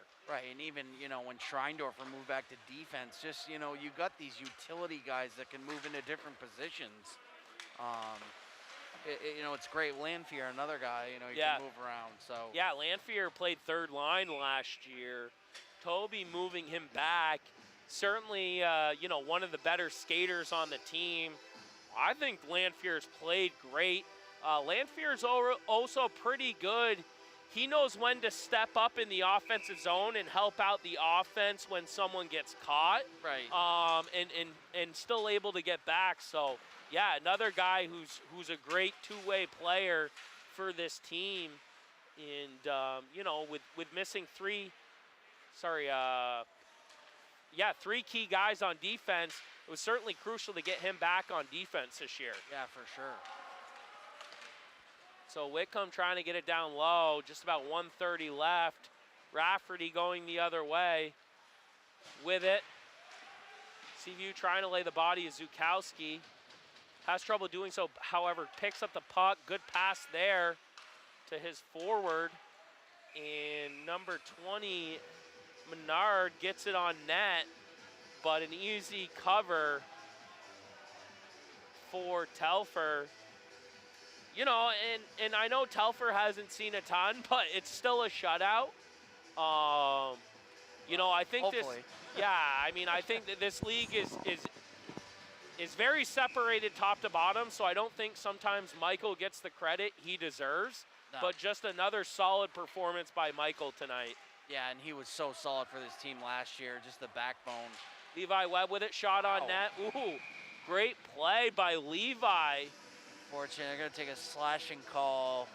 It's the RedHawks. Levi finding a way to get into the zone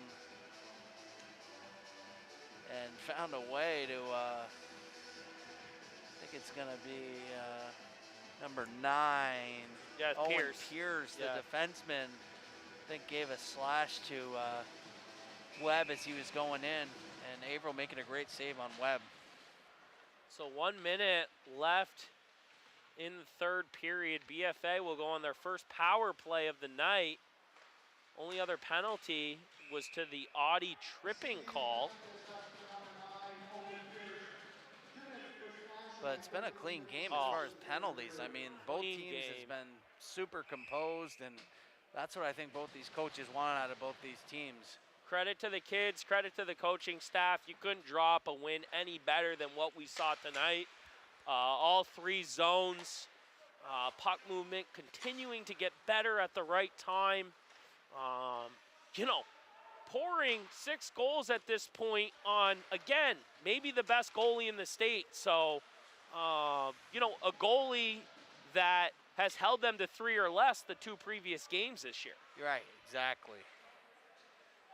So puck down in the BFA offensive zone.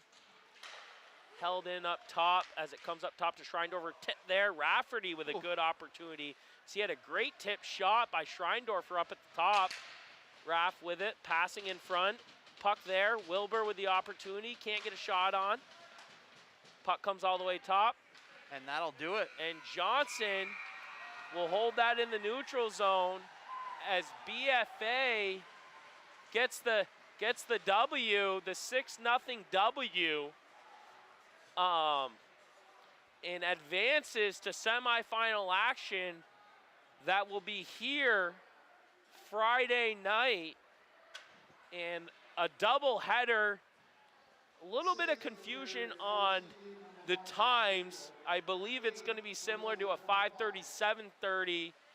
I was informed that there was a state tournament game at 4:15. So I don't know if that lines up with a 5:30 slot, but we'll certainly keep you in touch. Northwest Access, that is. And let's take a moment to thank our sponsors. Northwestern Orthopedics, Collins Furley Sports and Fitness Center, Barrett Ford, JC Image, Handy Toyota, and Corporate Outfitters. If your business would like to be a sponsor for Northwest Access TV's sports coverage this winter, please contact 802-782-8676. And just a reminder, Northwest Access TV is a nonprofit organization. If you're enjoying the sports coverage throughout the year, please consider making a donation just visit northwestaccess.tv/donation as we watch both teams shake hand. Again, shout out to JP Benoit and staff. Certainly would have liked a better performance from their team, keeping it close. But I know BFA was bitter about that quarterfinal 2-7 loss 3 years ago. As mentioned, for the seniors that were on that team, they certainly remember this game and used that as fuel and really poured it on early and often. 3 goals in the first period, 1 goal in the second, followed by another 2 in the third. Jason can bring us up to speed a little bit more on some of those goals. And as you mentioned, Jay, a really clean officiating game, only 2 penalties. Let the boys skate tonight. And, great win. Yeah, I think it was a great win overall. And starting off in the first period, Collinati getting an unassisted goal, beautiful goal by him. His brother Ethan getting that second goal from Wood and Savoy. Beauregard getting that 3rd goal in the first period from Phelps. Wood getting his 2nd point of the game from a beautiful assist from Savoy, keeping that puck in the zone. Only goal in the 2nd period. And then Beauregard getting on the board again from an assist from Wood, getting his 3rd point of the game from Savoy. Savoy getting 3 assists on the night.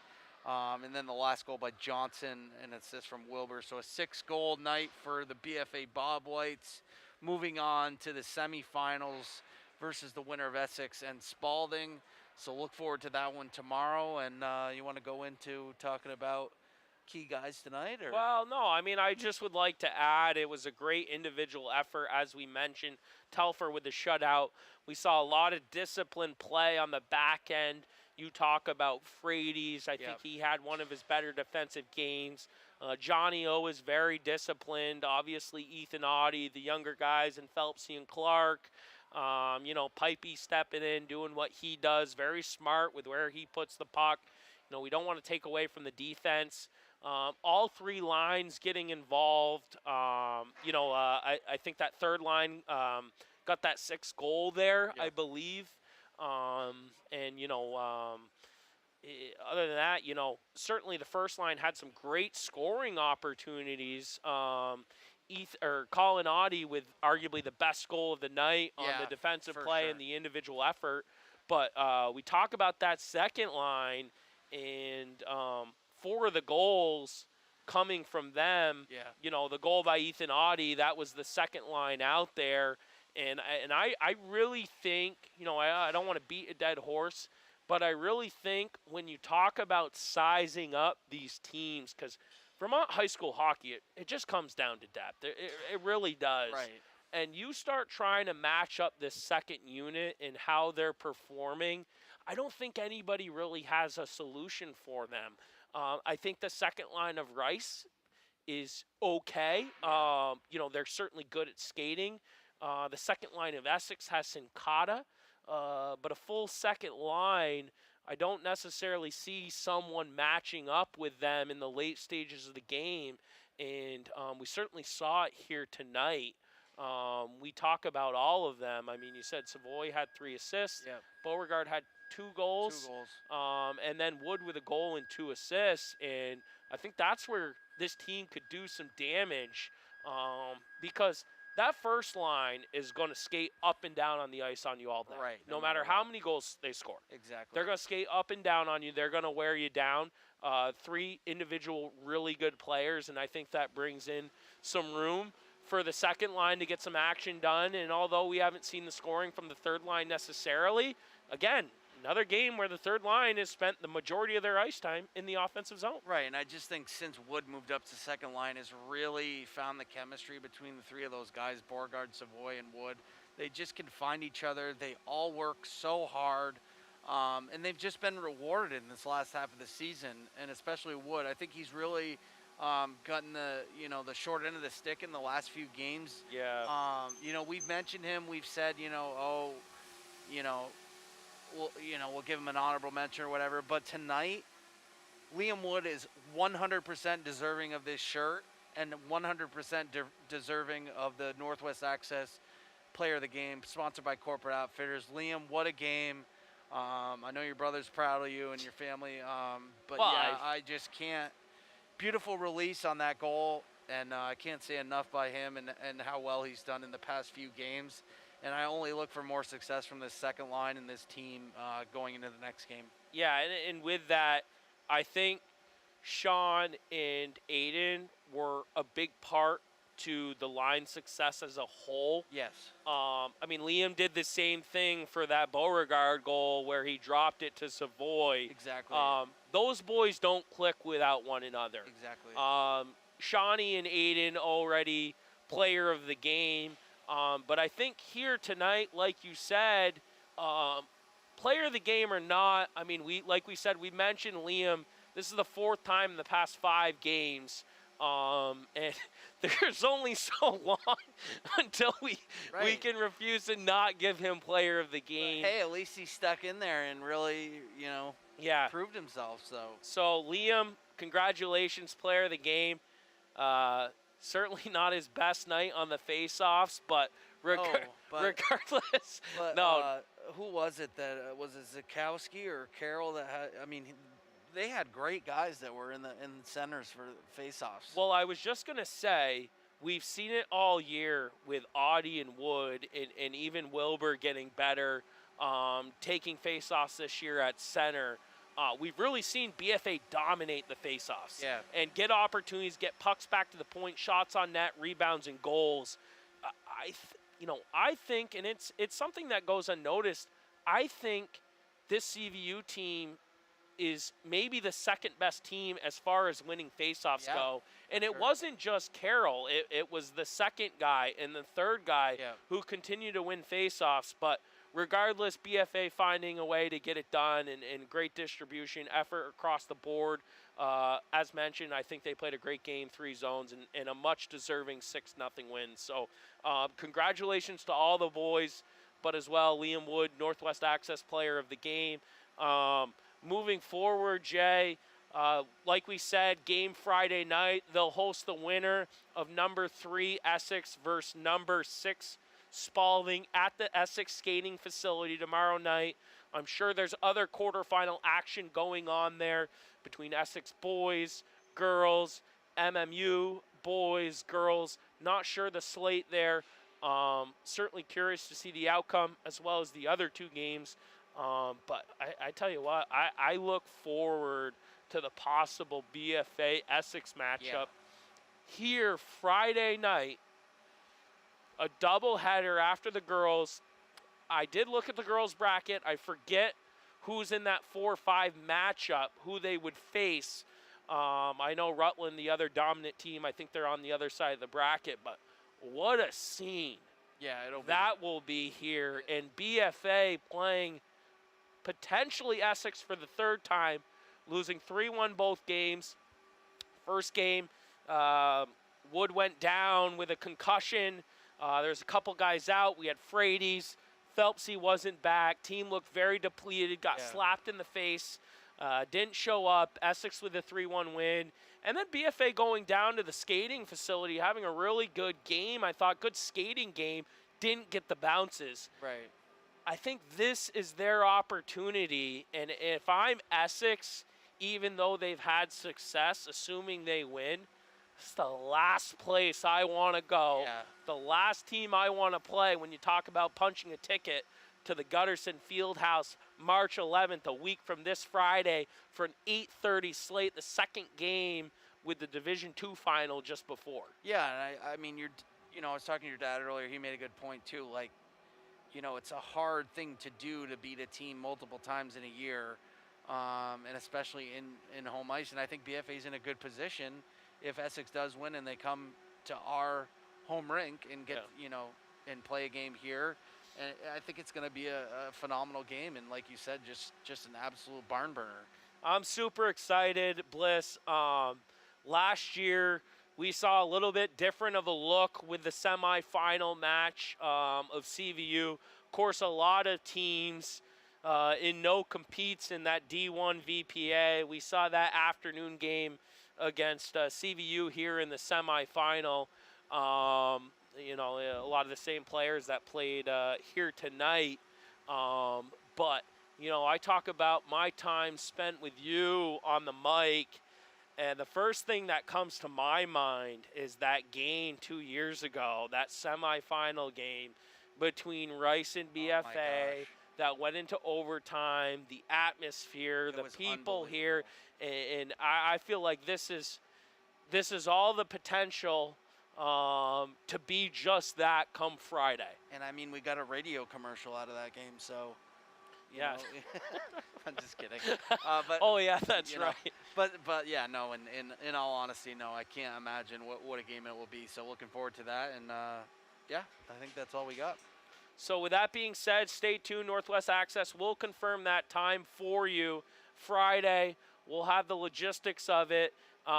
Cameron Wood alongside Jason Bliss. Again, your BFA Bobwhites advancing to the semifinals. They'll host the winner of Essex and Spalding with their opportunity to win 3 in a row, coming off 2 back-to-back state championships. Good night, folks. Thanks for joining. Thanks.